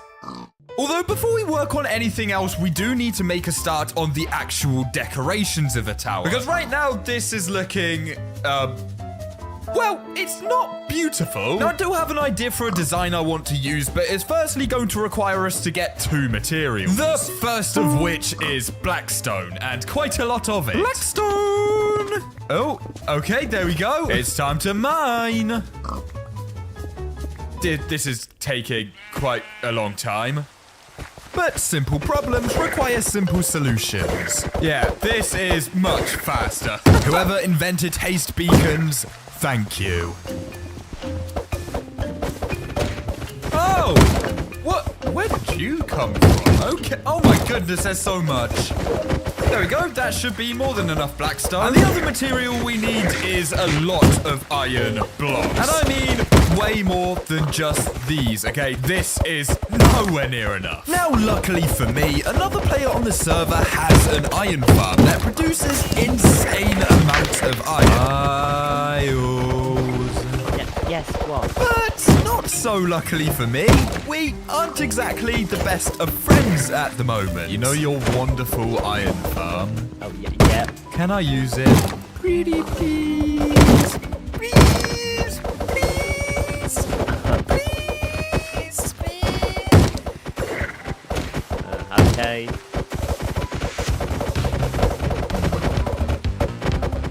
Now, I won't go into detail of why we're not friends, but basically Miles decided to infect the entire world with Skull, which, as you can imagine, annoyed me and many of the other members of the server quite a lot. So we set up interviews and created a team with the sole purpose of removing the Skull. Then, one day, when Miles was distracted, we removed everything that he had spent so long doing. So, long story short, he's not too happy with me. Oh! What? Well, we now officially have the most iron ever out of anyone ever. Let's make these all into iron blocks. This should be enough. So let's go back over to our tower and start decorating. I don't think that's a bad start. I mean, again, it really isn't much, but we have so many more defenses to build first. And the next trap I'm building, I call the Blaze of Glory. I really need to stop with these overdramatic names. Now, I'll start building the actual room itself, and if you can't guess, this room is going to involve blazes, which I haven't quite figured out how I'm going to get them into the room yet. My best guess is that we're going to have to find a nether fortress, find a blaze spawner in that nether fortress, somehow lead them through a portal, and then bring them into our tower, where they start shooting fireballs at me. Ah! But hopefully they shoot fireballs at the testers. You know, the people who are going to be testing how secure this tower really is. That is the room complete. Now, what I'll do for this is make another portal right here. That way the blazes should spawn right in this room. Please spawn us in a fortress. Please spawn us in a fortress. Ah, Basalt Delta. Oh, yep, here we are. I see the nether fortress. What? Ah, blazes. Well, at least they're gonna prove that they will be a good addition to our secure base. What is going on? Oh, I've accidentally dropped into a spawner. Oh, I really should have bought my fire resistance potions. Otherwise, this is going to be quite a dangerous mission. Oh my god. Oh my. What the hell? I don't even know how I'm gonna get them up on the bridge. Guys, does anyone want to come up and follow me onto the bridge? Maybe? You guys down here? You want to come up to the bridge? You're just staying there, bro. Like, they fly up, but they don't actually come anywhere near the bridge. They just stay where they are. I don't really know how I'm supposed to get them onto the bridge and over to the portal. Look, they're just staying over there. Oh my god! I mean, we've got the bridge over here, but they're not coming up onto the bridge or following me. That means we can't get them into our tower. Okay, we're going to need to start approaching this a little bit differently. And I think the first thing we can do to make this a lot easier for ourselves is, well, fire resistance potions. Because being hit with fireballs every 3 seconds is not very fun. And the other thing that's going to make this, well, hopefully actually possible, is going to be tons of rails. Because hopefully we can get the blazes into a minecart, and that's how we can transport them into the tower. Oh, hello, Mr. Infinite Rail Duplicator Glitch that I'm probably one day going to get banned for using. What are you doing here? Boop. Yeah, this is definitely the most broken way of getting rails very quickly. Whee! Yep, that should be good. Let's start placing down the rails. Get off my tracks! Get out of here! Oh, yeah, don't need you to help me out there, bud. And now we're getting close to the blazes again. I'm going to drink a fire resistance potion so I don't, almost die like last time. Oh, blazes, you, ow! Wait, how did you hit me? You shouldn't be able to hit me. I've got fire resistance. Ow! Oh, it was you! It's you all along. Yeah, why are you here? You're not in the right dimension. Now we just need to figure out how we're gonna get these guys into minecarts. Get in. We've got one in! We've got one in! He's gone the complete wrong way! Yeah, you went the wrong way, mister. You were not supposed to go there. You, get in the minecart. They shot the minecart! Get in! Please! Push him in! He's in! We got one of them in the minecart! Where's he going? Where?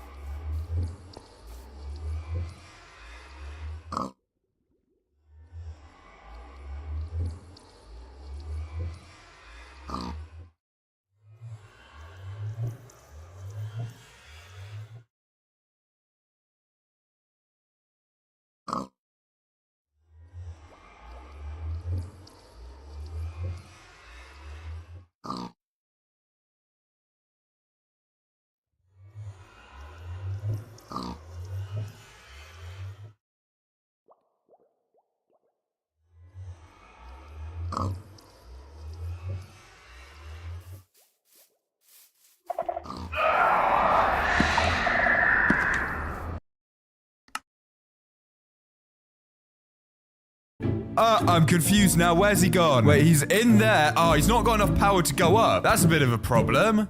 Right, you. Go up. Up! Up! Yes! Yes! Wait, we've got one going along the rails. Yes! Come on, Mr. Blaze. He's making it. Go on, Mr. Blaze. Yep, keep on going.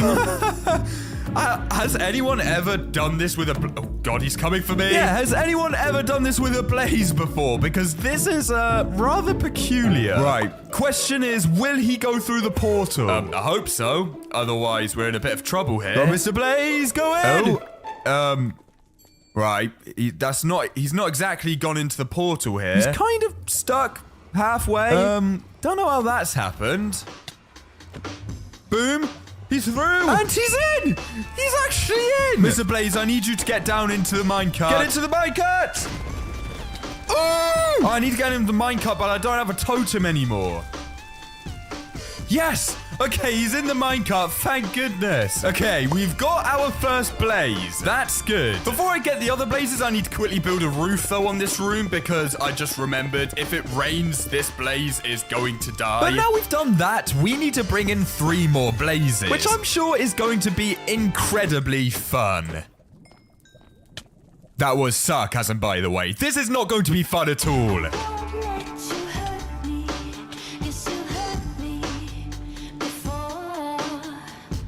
We'll give you a name tag. Yep, your name is now officially Ringle. Yeah, the testers aren't going to have a fun time with these guys. So I'll quickly free them all. Hello, guys. We'll get rid of this portal. Finish the room off with a maze.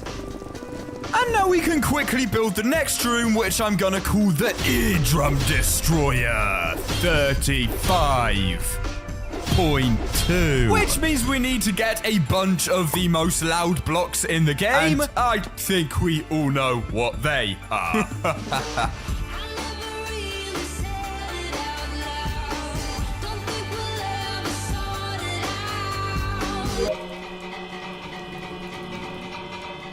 This might be worse than hell. But that is all of the easy rooms done, meaning we can now move on to the even harder one. But thieves beware, since these traps are going to make certain that my valuables will never be stolen again. Hey! I see you there, Mr. Thief. Get out of my replay shot. Jeez. So this next room I want to create, I call the Wither Room. It's not very inventive of a name. It's just going to be a platform with tons of wither roses, and it's going to be really hard to get out. The issue is that we need over 300 wither roses to cover the floor of this room, which means 300 cute, adorable, and innocent animals need to be murdered by an evil giant wither. Hey, don't blame me, okay? It's not my fault that the only way of getting wither roses is by having a wither kill animals. The way we could get tons of animals really quickly could be through the use of chicken, because this is a chicken farm and there should be eggs? No? There isn't eggs. Oh. That's annoying. I've got 1 egg, but that definitely won't be enough. Are there any eggs around here? Oh, hello, guys. Maybe in the dispensers? No. No, there are not. Okay, so this method isn't going to work. But I do have another idea how we can get all of these wither roses. And guess who came up with it? Not me. IanX04 came up with this. This guy's really smart, and that's how we're going to get our wither roses. So I need to get my hands on some wither skulls, soul sand, shears, and quite a lot of them. Tons of carved pumpkins, snow, and finally, a bunch of redstone bits and bobs. And now we need to go to the end to start building the farm. Oh. Yeah. I forgot that there's another player on the server who seems to have destroyed the end. It shouldn't make too much of a difference, though. I just need to start by placing a bunch of endstone down here. Now let's clear out a little area here. Right beneath the bedrock in the middle of the end. Man, I've been playing this game for a long time, and this is still one of the coolest things in Minecraft. Anyways, back to the farm. We'll mark out the center block here. Slabs go here. This will be where the wither ends up spawning. We're not spawning him just yet, though. Oh. Yeah, you thought I was going to spawn him right now. No, we've still got more farming to do. 1 dispenser here, filled with carved pumpkins. We'll have an observer going into nope, not like that. An observer can go in here. Boop. Yeah, if you guys are confused, don't worry. I promise this is going to be really simple. You'll see that in just a sec when we finally get all the wither roses. I'm going to basically dump my inventory here because, I don't really want to lose all my stuff if I do end up dying. But now we need to actually use the farm and hope that it works. Please? Oh, God. Okay. I'm scared. I placed out the wither skulls. Oh, we're going to spawn in the wither. I do just need to stand here. So I should just need to place... Wait, what? Hang on. This should have started getting snow golems. I mean, I'll try again. Oh, wait. I know why it wasn't working. I was being an idiot. Okay, we can finally start spawning these guys in. Okay, at least it's working now, I think. Please? We're just spawning tons of snow golems, and as you can see, they are getting killed by the wither, which means they should be dropping wither roses. I hope. Otherwise, we've done this very wrong. So now, we just need to run around here and collect everything. We're out, and... Oh! Wait! We've already... No, we've already managed to get 51 wither roses. That is amazing. And now because we picked up snowballs as well, we can keep doing this infinitely. This is way faster than any method I've ever seen anyone get wither roses before. I mean, my friend Tazo literally had to build an enormous sheep pen to get wither roses, and we're doing it all in seconds. Man, I feel a little bit bad letting these smiley happy guys get destroyed by this wither. Mr. Snowman, you hold in there, okay? Oh my god! He's dead! Mr. Smiley Snowman was very close to all of our hearts. He was a friend. Heck, he was more than just a friend. He was a father. He was my father. So let's place down all of these bad boys.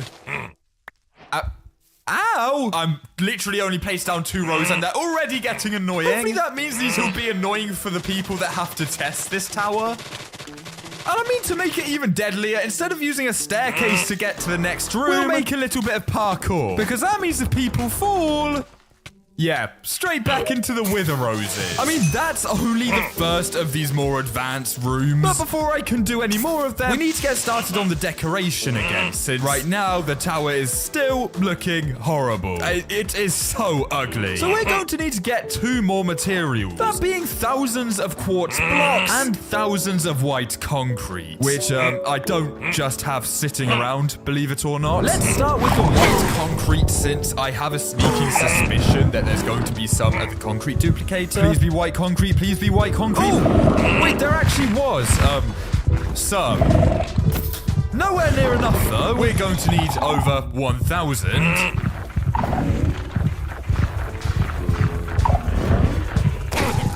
And now we've gotten the first material. The next block we need is quartz, which just so happens to be one of the worst blocks to get in the game. I mean, mining it all manually is simply going to take way too long.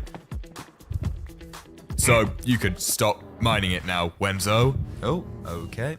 And the only other way to obtain it is through trading with villagers, which is somehow even slower than mining it all manually, since villagers have a trading cooldown of 10 minutes. I haven't got all year to do this, but there is one method we can use to obtain all of the quartz we need. And it's actually fast, unlike the other 2 methods I just mentioned. So I present to you void trading. A method of trading which allows the player to purchase items infinitely without any cooldown at all. So basically, we glitch the game to get ourselves unlimited quartz, meaning we can now continue to build the tower. And by the way, this is really coming along well. Look at what we had at the start, and look what we have now. The testers are not going to be ready for what we have in store for them. And boom, we have decorated basically all of the easy rooms. But for now, we need to get back to the traps. Starting with the piston maze. Which, if you can't guess, is going to require us to get tons of pistons. Wait, how do we even make pistons? I mean, redstone's going to be pretty easy. Cobblestone also shouldn't be too bad. We literally have shulker boxes full. Wood is going to be super easy, since we have an automatic wood farm. And the final thing we need is iron, which we should still have in the iron farm. You know, the one that Miles let me go to, because we're friends now, I guess. This is an illegal amount of iron to be able to possess. So much. So now we can finally start building the piston man. You know what, actually, I'm gonna stop with these dumb names now. It just doesn't make any sense. And since this room is going to be one giant maze filled with moving pistons, it's gonna make it impossible for any of the other players to actually get through. Okay, I placed down a lot of pistons and I'm starting to think I made way too many. I mean, how is anyone ever going to get through this? So now we can move on to the Greed Illusion Room. Now, the main purpose of this room is just to trick the players into thinking that they've made it to my riches. Since it's gonna be full of tons of diamonds, and therefore they might not even bother making it up the rest of the tower. We do need to find ourselves some diamonds first, though, because the whole point of this room is for it not to use my actual diamonds. Let's dig straight down, which I'm sure won't end badly at all. Told you. Diamonds, diamonds, diamonds, and I mean, I guess we could also grab some other valuables. Let's get some lapis. Maybe a creeper? Gold. Oh, diamond. And I think we're gonna need around 15 diamond ore for this trick to work. Please don't just be one. Please. Oh, yes, it's, oh, there's quite a lot here. Okay, never mind, there was 3. Oh my god, I didn't expect him to do that much damage. Okay, I need to be a little bit more caveful. Did I just say caveful? I mixed caves and careful together. What an idiot. I'm still on the lookout for diamonds, but man, I am so excited to get onto all of these super advanced traps. I mean, the ones at the very top of the tower are literally going to break the laws of Minecraft. They shouldn't be possible. Come on. Oh, okay, we're getting a decent amount again. Very nice. More over here too. Oh, there's quite a few here. We just need 7 more, and that should basically do the trick. Ooh, oh, Minecraft. Please give me more diamonds than that in the future. Oh, there are some diamonds down here, though. 2 to be specific. Ah, okay, there we go. Finally, all the diamonds we need. So let's quickly build this room, which should not take long at all. And then right here is where we'll put all of the diamonds, which are, of course, the main attraction. Since, I mean, if anyone breaks into here, they're probably going to think that this is where all the valuables are. Hopefully. I mean, this isn't quite believable enough yet. We need to do something drastic to convince everyone that this is real. Sign. We've made a sign. But if this room doesn't work, then the button of death definitely will. I mean, for a long time now, the button was thought to be nothing more than just a myth. The devastations that pressing this button can cause are simply unimaginable. The question is, will the testers of our secure tower be able to resist the temptations of the button? But with that done, we only have 4 more rooms to build. Now, the next room is going to be really interesting, since it's going to involve one of my favorite mobs in the game, and a lot of them. We are first though going to need to get a load of mud, which means we need to find ourselves a mangrove swamp. I think there's one somewhere here. At least I thought there was. No. Oh! Wait, okay, here it is. We can get absolutely tons of mud from here. Oh, and by the way, why is it so satisfying to mine? Oh, this is amazing. There we go. Let's place all this good stuff down. This is also the last of our medium defenses. After this, we only have 3 more advanced traps to make. Here we are. This is where all of the frogs are going to be. Actually, I should probably make some trapdoors so they don't come down here and press the button. Because that would be bad. But now we actually need to get the frogs in here. Because this room being filled with hundreds of frogs will completely confuse all intruders. Which means when they move on to the final 3 advanced rooms, they will be completely distracted by all of the frogs and therefore more likely to die. Okay, we've located a frog. But the problem is, in order to get our frogs over to the tower, we're going to need to get tadpoles, and in order to get tadpoles, we need slime balls to breed the frogs. Because some weirdo decided that slime balls are going to be how frogs breed. Yeah, that doesn't make any sense. This is my old slime farm. Does it still have any slime balls?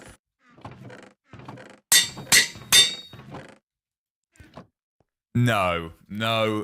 No, it doesn't. I might still have some slime blocks in my storage system. I say system as if it's not just a hallway full of chests. Oh, I have absolutely loads. Look at this. Okay, that's not going to be a problem then. Frogs, come and wait. Okay, what? It's time to get down to breeding. Wait, where are these guys? There's no frogs anywhere here. Okay, so according to my calculations, this swamp sucks. Oh, actually, I know exactly where we can find a bunch of frogs super quickly. Wookiee's Frog City. I don't know why everyone on this server seems to have an obsession for frogs. I'm going to need all of you guys to breed real quick.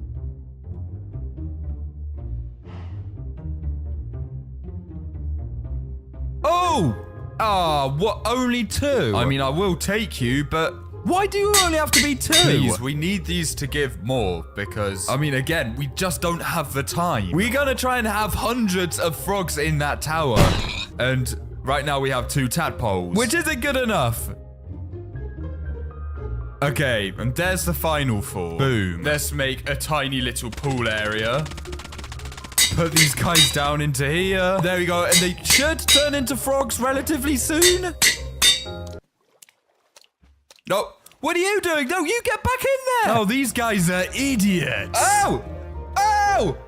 Finally! I feel like a father watching these guys grow up. Look, we've got so many. Yes.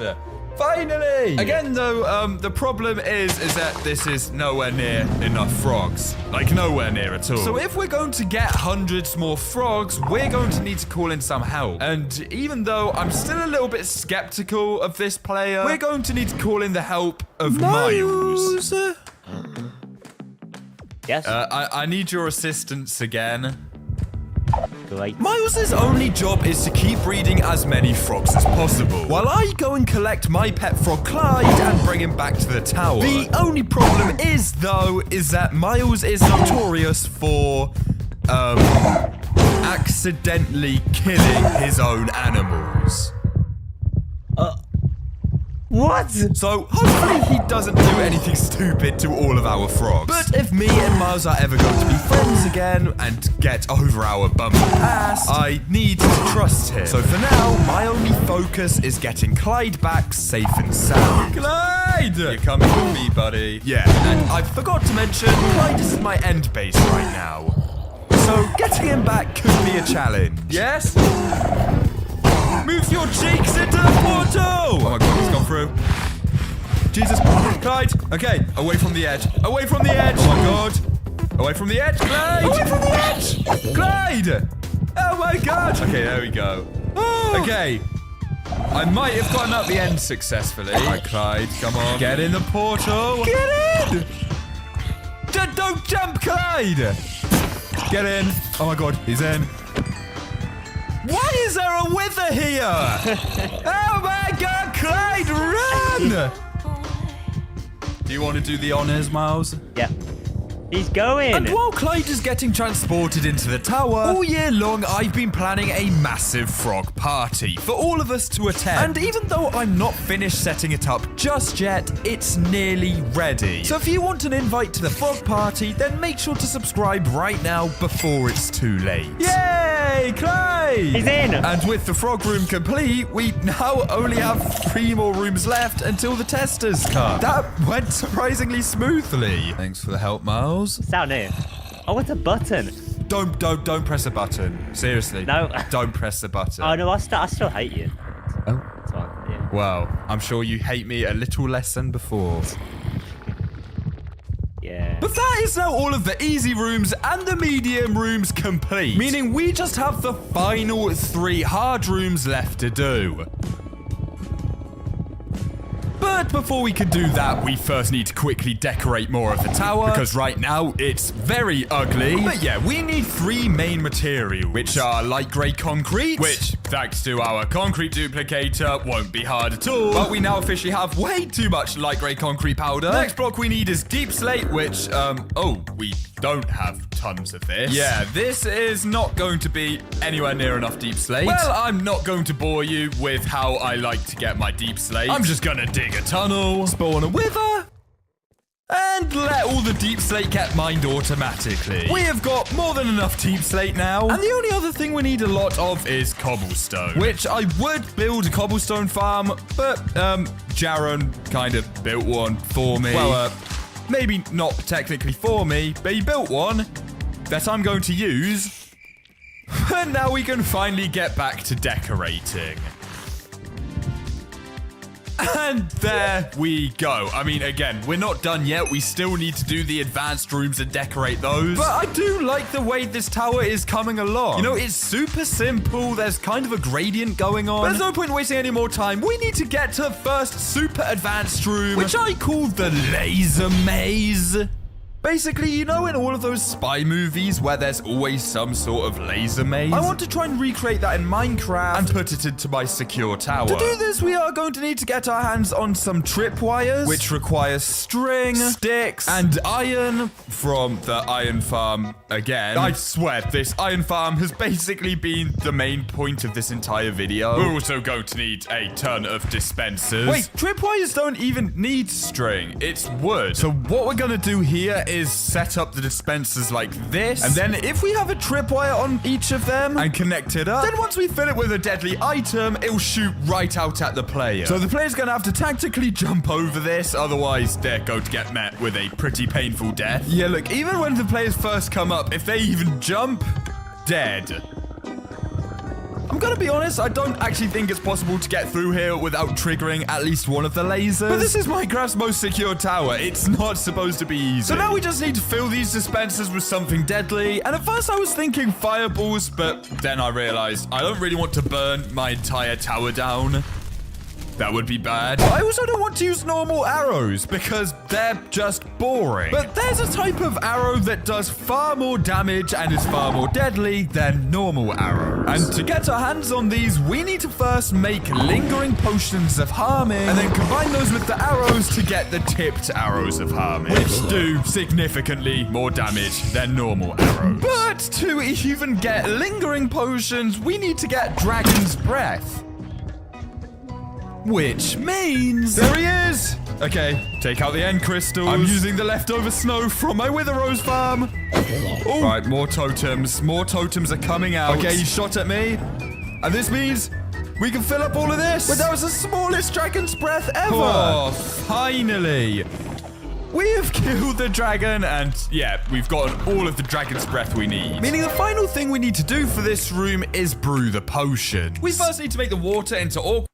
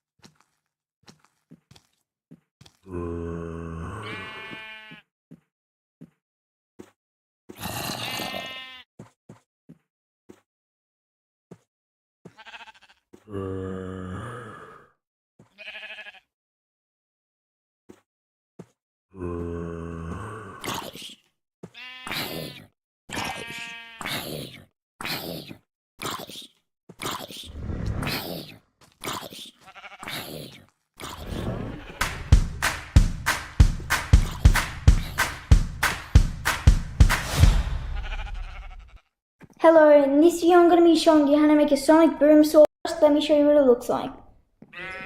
So here, when you get any mob, then when you hold the sword, it'll release a sonic boom in front of you.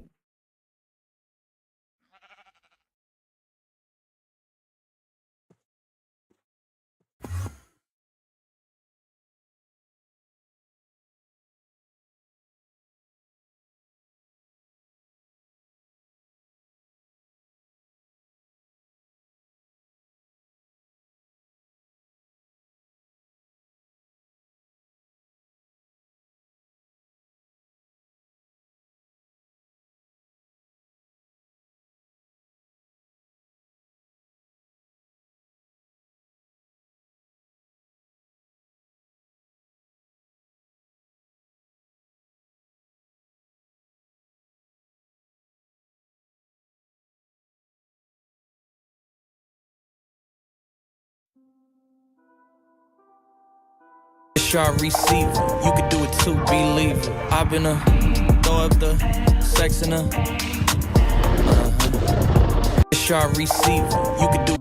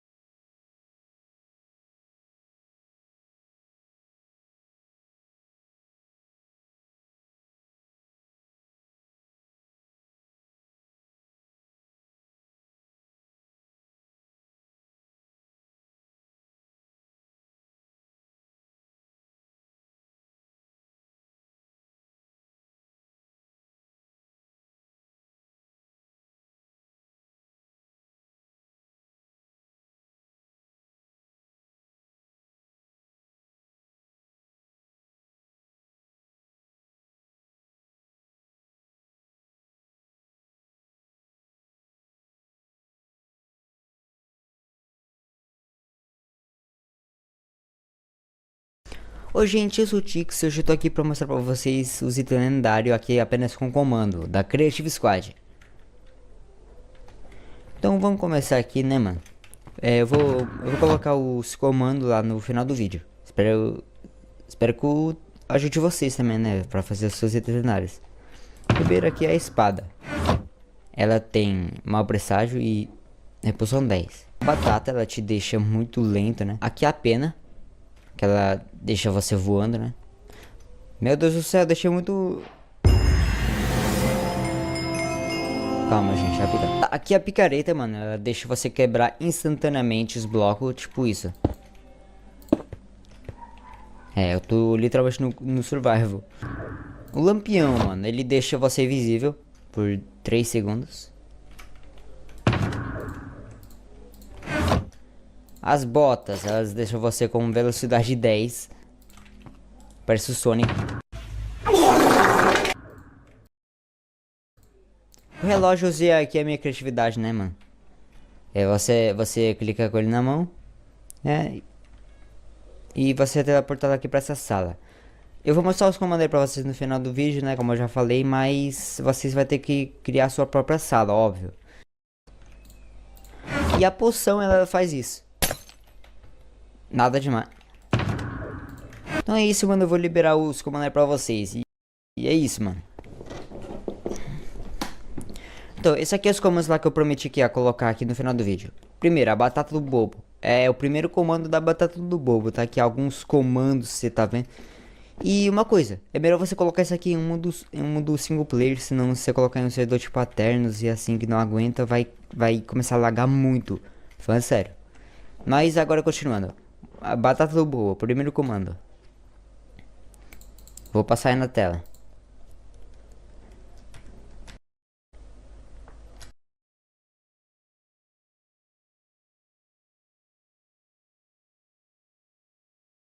Eita! Peraí, eu não vi errado, mano. Aquele escudo ali soltou uma rajada de Warden. Só pra ter certeza, eu quero olhar de novo. Eu vou roubar esse item hoje. Nossa senhora! É isso mesmo, é isso mesmo. Vai, Muca. Fim da linha, mano. Já vai passando esse teu item aí que eu quero ele. Eu vi o que ele faz. Oi, não. Uma dica, fica tranquilo.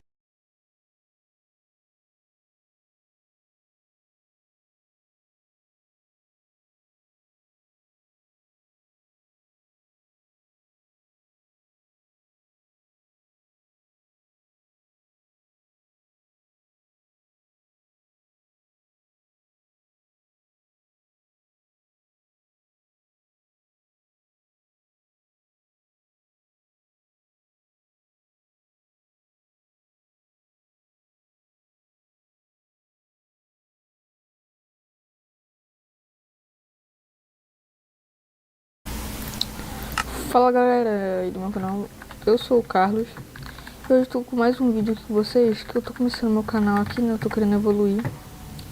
Começando aqui eu vou mostrar os comandos, né, da Creative Squad, as coisas. Como você já pode ver, tem as coisas aqui, né, umas coisas que não estão pegando, tá um pouco. A espada do caçador já deve saber, né, mau presságio que dá.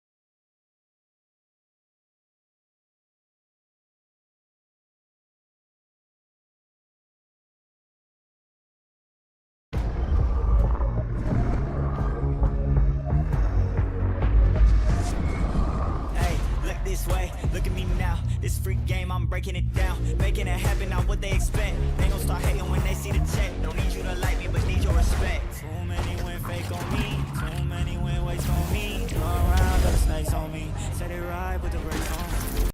Fala, gurizada, beleza? Quem tá falando aqui é o Nix. Nesse vídeo, rapaziada, eu vou estar mostrando o mapa, vou deixar o download do mapa da Creative Squad 4, rapaziada. A melhor série de Minecraft. E quando vocês baixarem esse curso no link da descrição, depois vocês baixam, rapaziada, calma aí. Vocês vão clicar em jogar. Caso você quer jogar com teu amigo ou teu primo, tá ligado? Jogar, ou tu e mais alguma pessoa, ele cai muito jogador.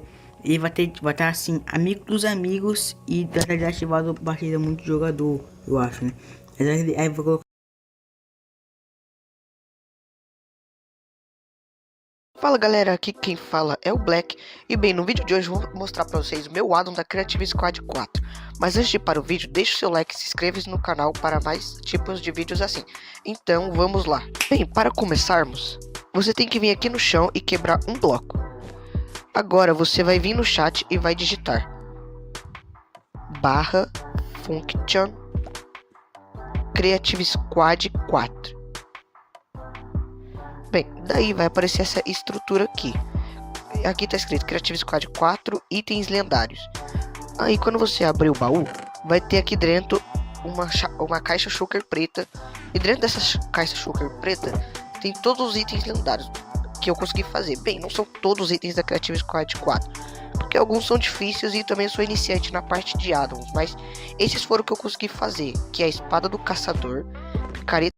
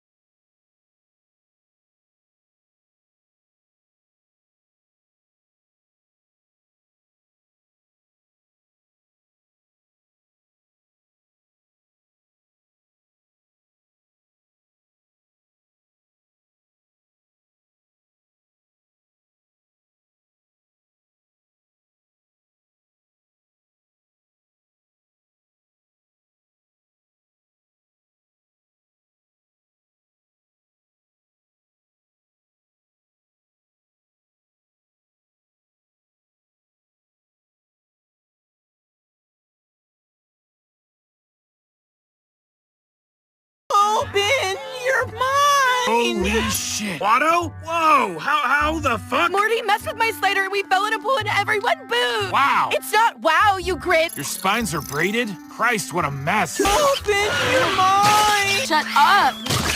I partied with other Quados and had the time of my life. Ugh, whatever. Nice Quado. What'll it be? Open your mind! Coming right up. Hey, sorry. I couldn't help but notice your Quado. I'm quiet. Summer, open your mind. Wow, I guess they all say that, huh? Is your new friend quiet? This is Summer. If you can handle some rowdy quats, you should come hang. Like we're down to clown.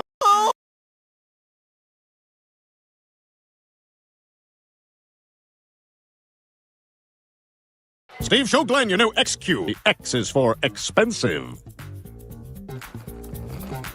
Stan, where are you going? Where do you live? Up there.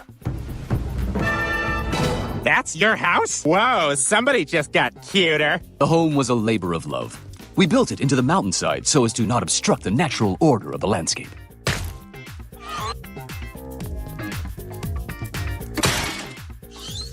Glenn, I think Steve might enjoy to see your gaming space.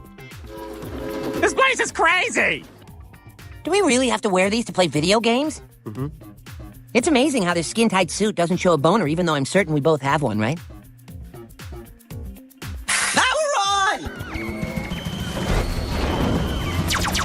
Ah! Where are the remotes? We are the remotes! My whole body's a joystick! Steve, show Glenn your new XQ. Depending on your difficulty mode, fire can spread faster or slower. For example, if you're in hard mode, it'll spread faster than if you're in easy mode. But that's not all. Fire also spreads slower if you're in a humid biome. Humid biomes are swamps, mushroom islands, and jungles. So if you're afraid of fire, just turn on easy mode and build your base at a tropical island. Depending on your difficulty. Olha que interessante, se esse buraco aqui tem 1,5 m de comprimento e o carro tá a 30 km por hora, durante esse 1,5 m ele vai cair 16 centímetros, vai arrebentar todo o carro. Mas se o carro estiver a 60 km por hora, ele só vai cair 4 centímetros. E se o carro estiver a 100 km por hora, ele só vai cair 1,5 centímetro. Você pode botar um ovo aí embaixo que passa direto. Olha que interessante, se esse buraco aqui tem 1,5 m de comprimento e o carro tá a 30 km. Esse cara tem 108 graus de miopia, a mais alta do mundo. Ele é um fotógrafo da Eslováquia com uma complexa condição visual. Ele conta que vários laboratórios nem acreditavam que ele tinha esse grau e se recusaram a fazer a lente. Mas teve um que se propôs ao desafio e devolveu não só sua visão, mas também sua profissão. Esse cara tem 108 graus de miopia, a mais alta do mundo. Ele é um fotógrafo da Eslováquia com uma complexa condição visual. Ele conta que vários laboratórios... Pérolas do Enem, se esse portão...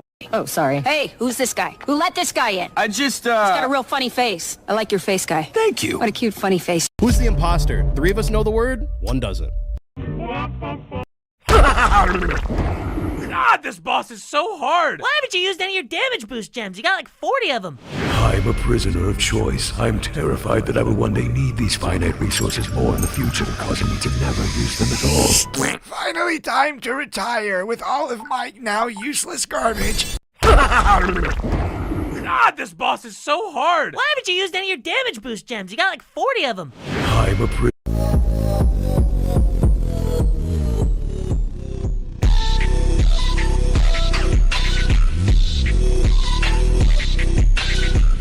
After Peter Parker loses his Spider-Man powers in Spider-Man 2, there's a moment when he tries to jump off a building to see if his powers have returned. Right before jumping, he says, "Strong focus on what I want." He emphasizes the need for strong focus, and when he jumps, he lands on a Ford Focus car, which remains undamaged. This perfectly mirrors Peter's words. After Peter Parker loses his... For the past month, I've been addicted to Japan's hardest game, the watermelon game. I play it everywhere, and I'm really proud of the score I got. It's better than almost all of my friends. That was until I discovered this one dude in Japan. Apparently, if you're able to get 2 watermelons, they disappear. And then he maxed out the score. For the past month, I've been addicted to Japan's hardest game, the watermelon game. I play it everywhere, and I'm really proud of the score I got. Será que nós conseguimos?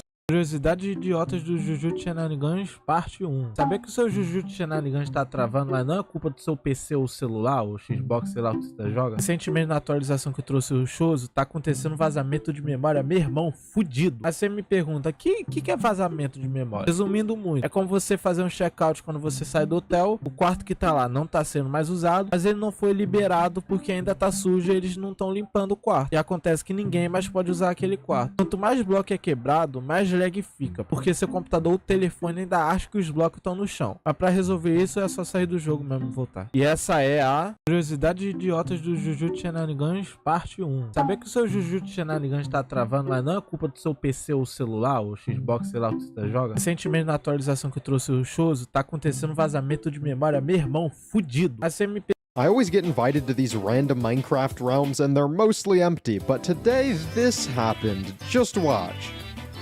Oh, there's a command block. There's like a pit with smoke coming out of it? What in the world?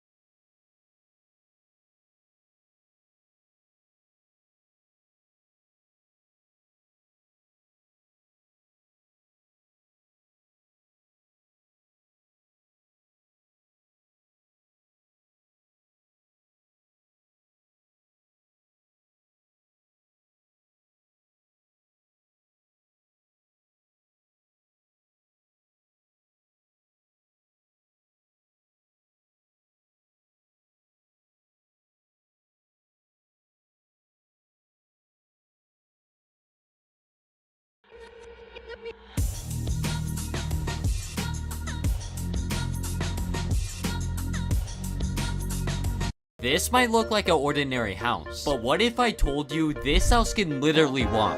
Bro, what? This is insane. And I'm gonna be building it because my current Minecraft base sucks. Just look at it. Ew. And I want the walking base to have everything a proper base needs. Like a house, farm, storage, a lot of space, and even a villager trading hall. But I'm gonna need a bunch of flat land, so... that might have been too much. And to start off with the legs of the base, I need to find a perfect leg design. This is the first leg idea I have. It has a perfect height and looks like a real leg. But the problem with this leg, it's extremely slow. So no. The second leg design I have is actually really fast. Oh my god. But the problem with this leg design, it just does not look like a leg at all. So sadly, next. The third leg idea I have looks like a leg, it's actually pretty tall, and it's decently fast. So it might actually work. Wait, how do I stop it? Alright, now we just need to build 6 of them. Alright, now just 2 more legs. And done. Bro, this looks so cool. Now I'm gonna build a platform of the walking base. But how am I gonna push this entire platform if a piston can only push 12 blocks at a time? Well, if I just build a simple flying machine and connect the row blocks to the end of it, it will have a little platform. And just add 10 more flying machines next to it, and boom, you have a way bigger platform. And in order to fill up this whole space, I'm gonna build over 200 flying machines. Now, I already have most of the materials for the flying machine, except all the honey blocks. But taking honey from a beehive manually takes forever. Bro, why are they mad? And even with the automatic bee farm, it will take days to produce all the honey blocks. So I decided to meet with my friend Caleb, who had a couple bee farms at his base, to see if I can buy any honey blocks off him. Well, how much do you need? 500. What? Of course they didn't have 500 honey blocks. What was I even thinking? That was the dumbest idea ever. No, I'm just kidding. I have a bunch. What? Yeah, here you go. Bro, there's no way. Dang, bro. All right, here's your payment. Why only this much? Oh, how much do you want?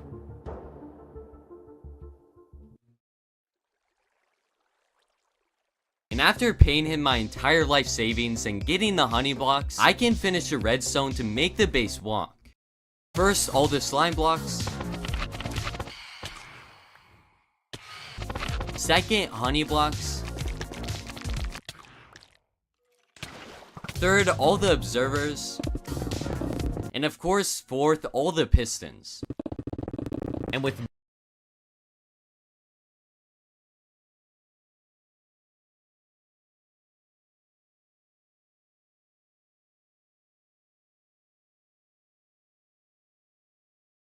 Um novo time secreto está se formando na Creative Squad e parece que o objetivo é tomar o controle total do servidor. Andando aqui pelo vale, eu não consegui encontrar nenhuma menção a esse time. Isso é bem perigoso porque eu não posso ficar andando por aí despreparado, por causa dos itens lendários. No começo do servidor não existia nenhum time, era cada um por si. Mas por amizade, por querer mais desafios, foi criada a União, que era composta por mim, Mendrake e Pedrux. E com o tempo, Cadu e Geleia se juntaram ao grupo. 5 pessoas formando um time, mas dentro do servidor existem 13. Andando aqui pelo vale, tem um lugar secreto nessa montanha, que ela tá presente desde o começo do servidor e tem simplesmente uma estátua de aldeão. Isso aqui era chamado de oráculo. E se clicar aqui, temos essa prova bem de cara. Ordem do oráculo 28. Consiga o ovo de dragão do servidor. Analisando todo esse lugar, além deles estarem querendo ter posse do item mais raro do jogo, isso aqui era pra ser o time prometido pra enfrentar a União. E o oráculo era composto pelo Donigon, Bigons e Sh, que bem no começo da série, quando existia a espada do caçador, os 3 formaram um time pra tentar me enfrentar. Mas depois da criação dos itens lendários, apareceu o Bern, que tinha um item lendário chamado Capacete do Gênio. E como o Chip também tem esse outro item, pode significar que o oráculo tem exatamente 4 membros.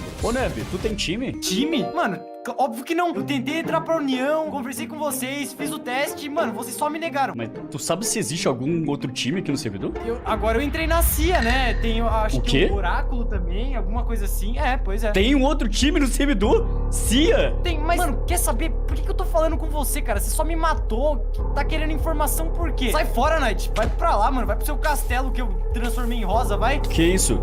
Oh, mas a gente ainda é amigo, né? Olha, na vida real até pode ser, mas aqui no servidor, nem a pau. Com essas informações, não tem mais a existência de um oráculo, mas existe a CIA. Quando eu pesquiso CIA Minecraft, eu consigo encontrar essas informações aqui no YouTube. Pelo que eu vejo, o Tonigon que criou a CIA, e se eu desço aqui mais um pouco, eu consigo encontrar esse vídeo aqui que tem o Onerb, o Chip e o Tonigon. Se eu abaixar aqui mais um pouco, mais uma vez está os três aparecendo, o que significa que existe a possibilidade da CIA ter exatamente 5 players, e ela com certeza pode ser uma ameaça. E no momento só tem apenas um item lendário, que no caso é o Tridente, que tem os encantamentos de lealdade e condutividade, e a sua habilidade especial é causar o efeito exclusivo do Elder Guard. Mas eu não posso só contar com esse item, apesar dele ser muito bom. Contra os meus inimigos que utilizam a armadura de netherita, não causaria absolutamente nenhum dano, a não ser que esteja chovendo, porque aí o Tridente taca raio nos inimigos. Mas como isso é um evento aleatório no jogo, eu não posso contar com uma arma secreta. Mas eu não consigo pensar em nada. Então, me ajuda, pelo amor de Deus. Eu tô desesperado, mano. O que foi, mano? Cara, eu deletei uma pasta que tinha uma gravação minha, e agora o que eu faço pra recuperar? Eu já deletei da lixeira, não sei o que fazer. Pera, tu deletou da lixeira? Deletei da lixeira, cara, o que eu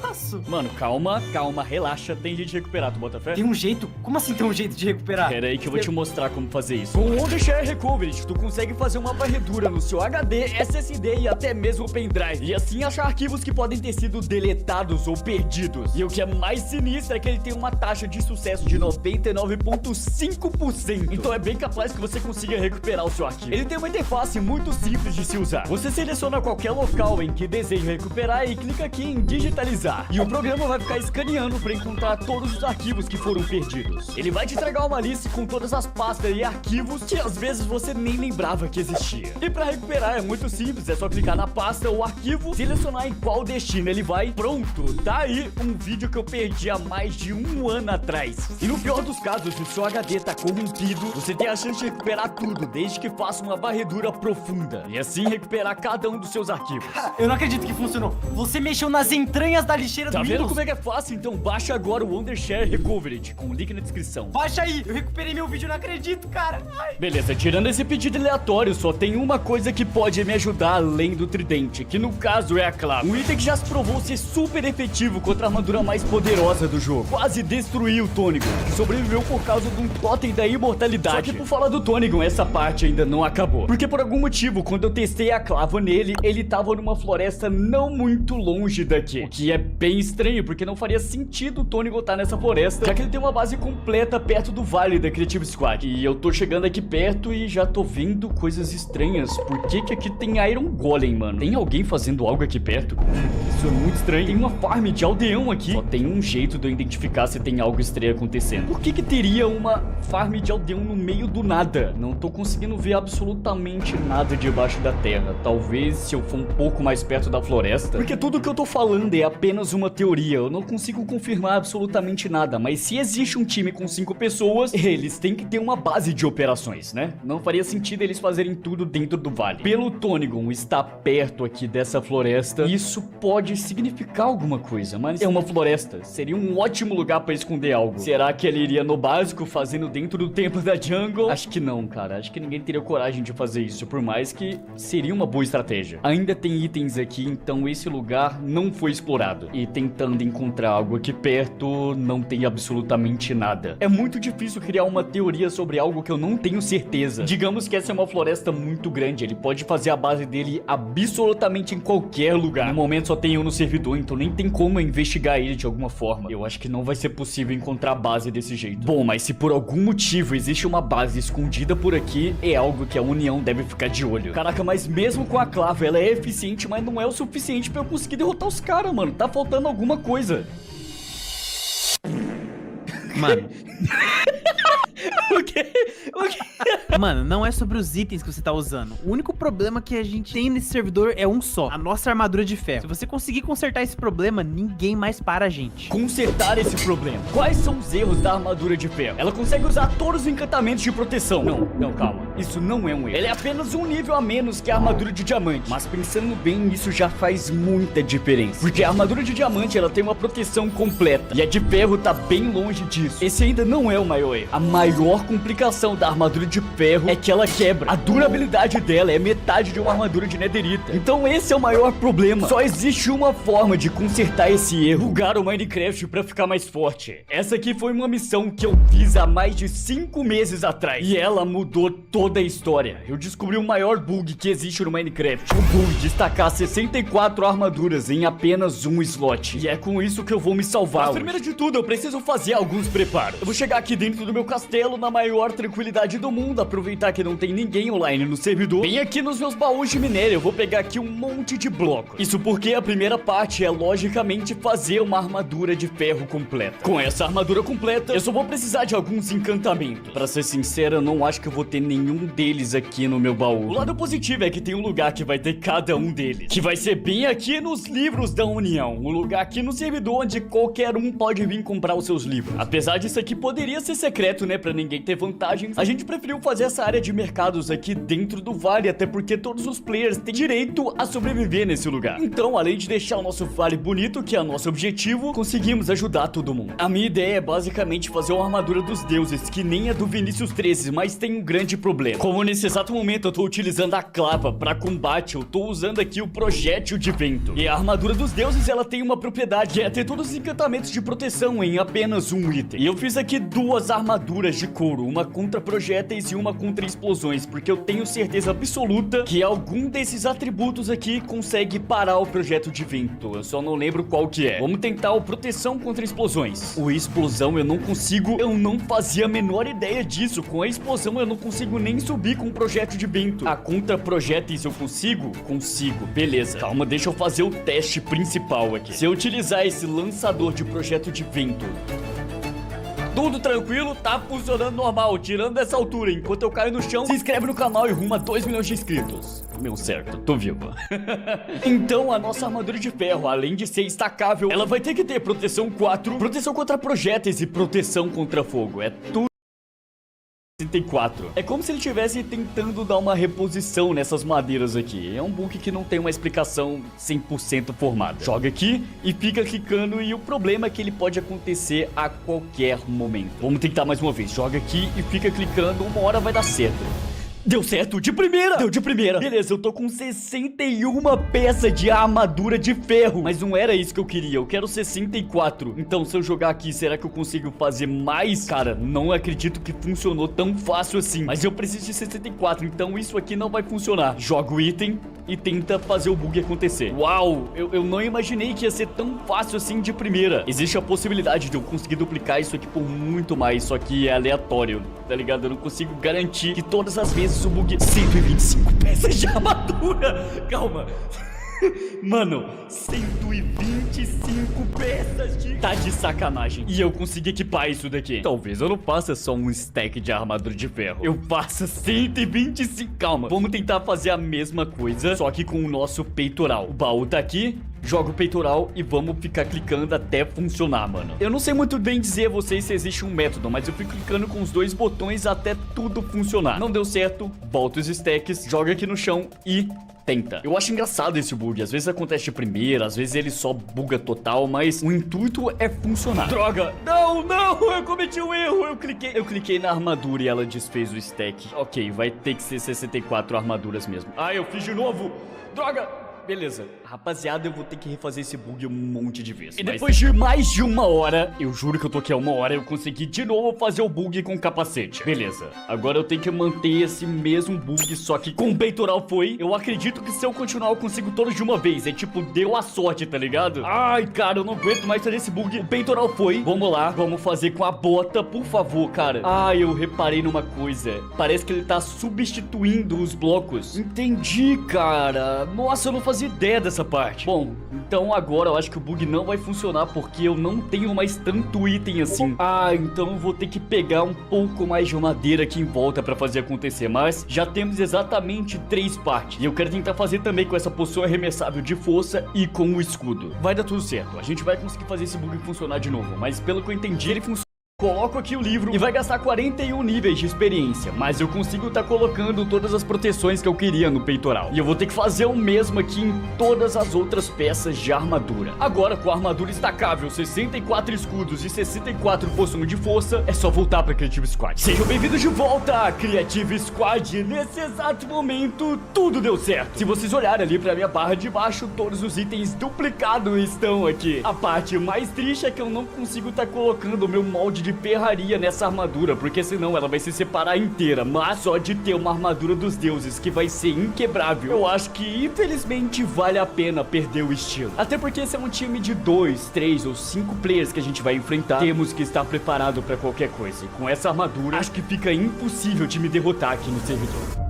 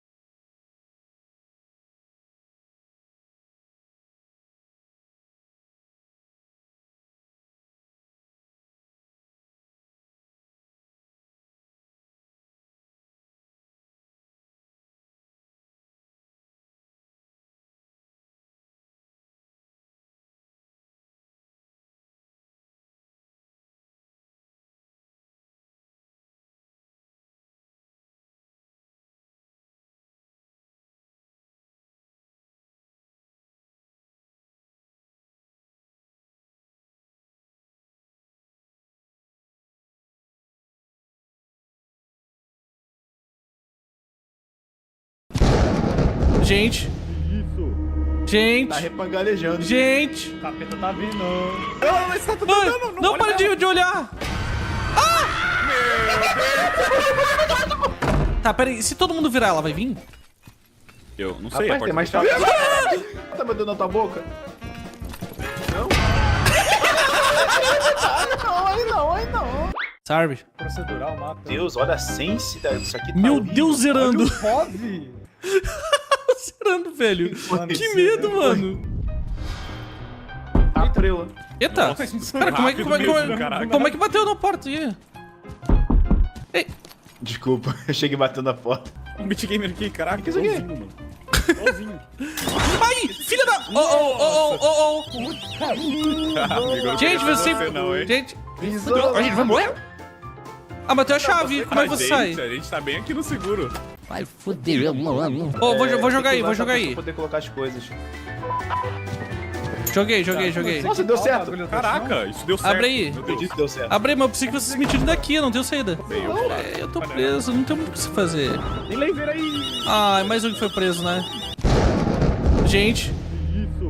Gente. Tá repangalejando. Gente. O capeta tá vindo. Tá abrindo. Vão, continue pra lá. Continua, vai. É do lado da porta aqui. Eu preciso. Ô, Blitz, dá pra abrir a porta, só que eu preciso de energia. Tá sem energia, caiu o relâmpago, repangalejou. Achei, acho que aqui achei a energia. Abre! Boa. Obrigado, De Zé. nada, tá? Olha eu. Boa.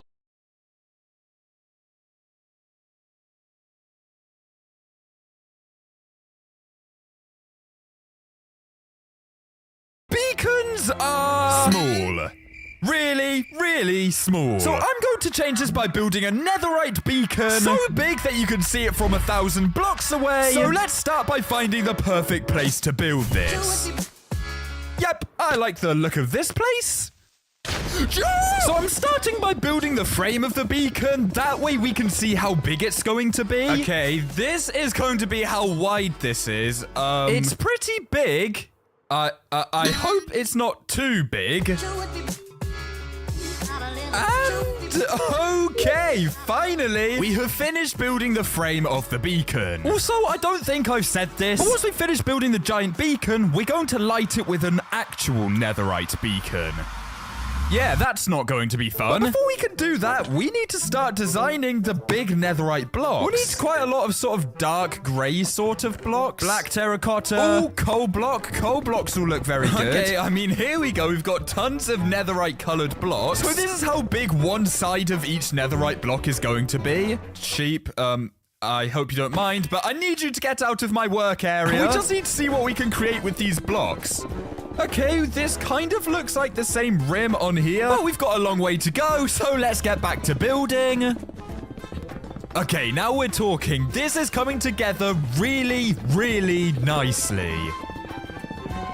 Yeah, when you go far away, this looks insane. I'm very proud of this. I don't want to pop another totem. Please, gentle landing. No! But now we've got the texture designed. Let's start building this on the actual beacon. And while I'm building the beacon, I'm not just doing this because Minecraft beacons are small and ugly and pathetic. Hoje eu vou dar 7 dicas para ganhar 2 milhões em 1 hora de coleta no Albion Online. Dica 1, bônus diários. Sempre inicie sua coleta quando houver um bônus diário de... I'm doing this because of a netherite beacon that's been sat at spawn for months, built by another player called Gizmo. And that's one side down. But we've got so much more to do. Every time I walk past this beacon, it's like Gizmo is just laughing at me, flaunting his riches. Which is why I want to make this giant netherite beacon so I can show it off to him and officially have the coolest beacon on the server. A lot easier said than done, by the way. Because in order to turn the wool grey, we're going to need grey dye, and in order to get grey dye, we need bone meal and, what's the other thing we need? Oh yeah, ink sacs. And quite a lot of them. Yeah, you know what? Let's start with the white dye, aka bone meal. Because just over here we have a very OP bone meal farm. Whip. Yeah, look, you can just see the bone meal coming on down. Hang on, I think we might have enough. Someone's left a bunch of bone meal in here, which, I mean, I'm assuming I can take it. Thank you. Okay, yeah, this has saved me absolutely tons of time. But now we filled 1.5 shulker boxes full of this stuff, we need to move on to the black dye, which requires ink sacs. That is a lot of squids I'm going to have to massacre. You know what? Hitboxes on. I have 10 minutes to see how many of these guys I can kill.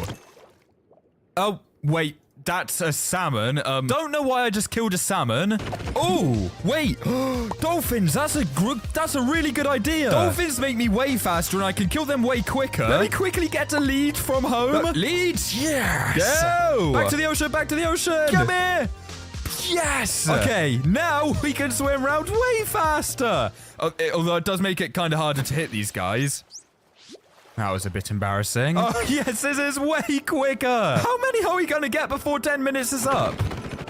The oceans in Minecraft, they really are kind of beautiful. I mean, we probably don't appreciate it enough because we're too busy trying to do things like, I don't know, build the world's biggest netherite beacon. But the little things in Minecraft, man,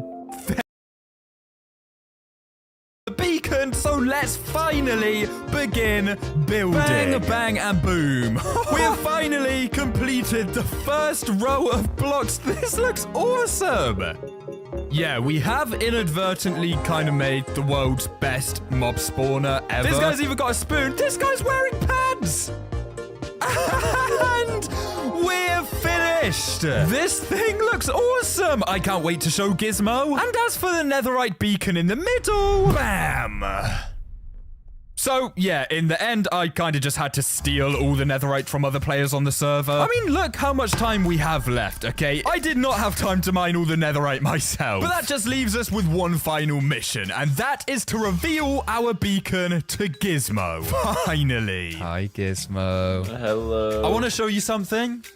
Because you've annoyed me recently, Gizmo. You've angered me. Because for the past however long, you have just been bragging to everyone on the server with your oh so fancy netherite beacon.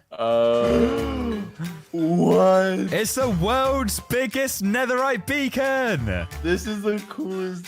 What? Is this my netherite beacon that's missing from spawn? No, just have a little look around. Oh, is it's your netherite beacon. What? You really put it out 13,000 blocks? Yes, Gizmo. Yes, I did. And if you want to see more videos just like this, click the video on your screen. There are many different items in Minecraft, some of which are annoyingly common. Great. And some of which are annoyingly rare. Yes, we got it finally. Oh, and it only took 15 hours. Yeah. So if collecting the rarest items in vanilla Minecraft isn't enough, we're going to try to collect every single rare item in the Aether dimension, test them all out to see what they actually do, and finally bring them all into a museum so we can brag about how rich we are. I just hope this is actually possible, because I do feel like there's a chance that some of these items may be a little tricky to get. I am very sad to be seeing that this is our last day.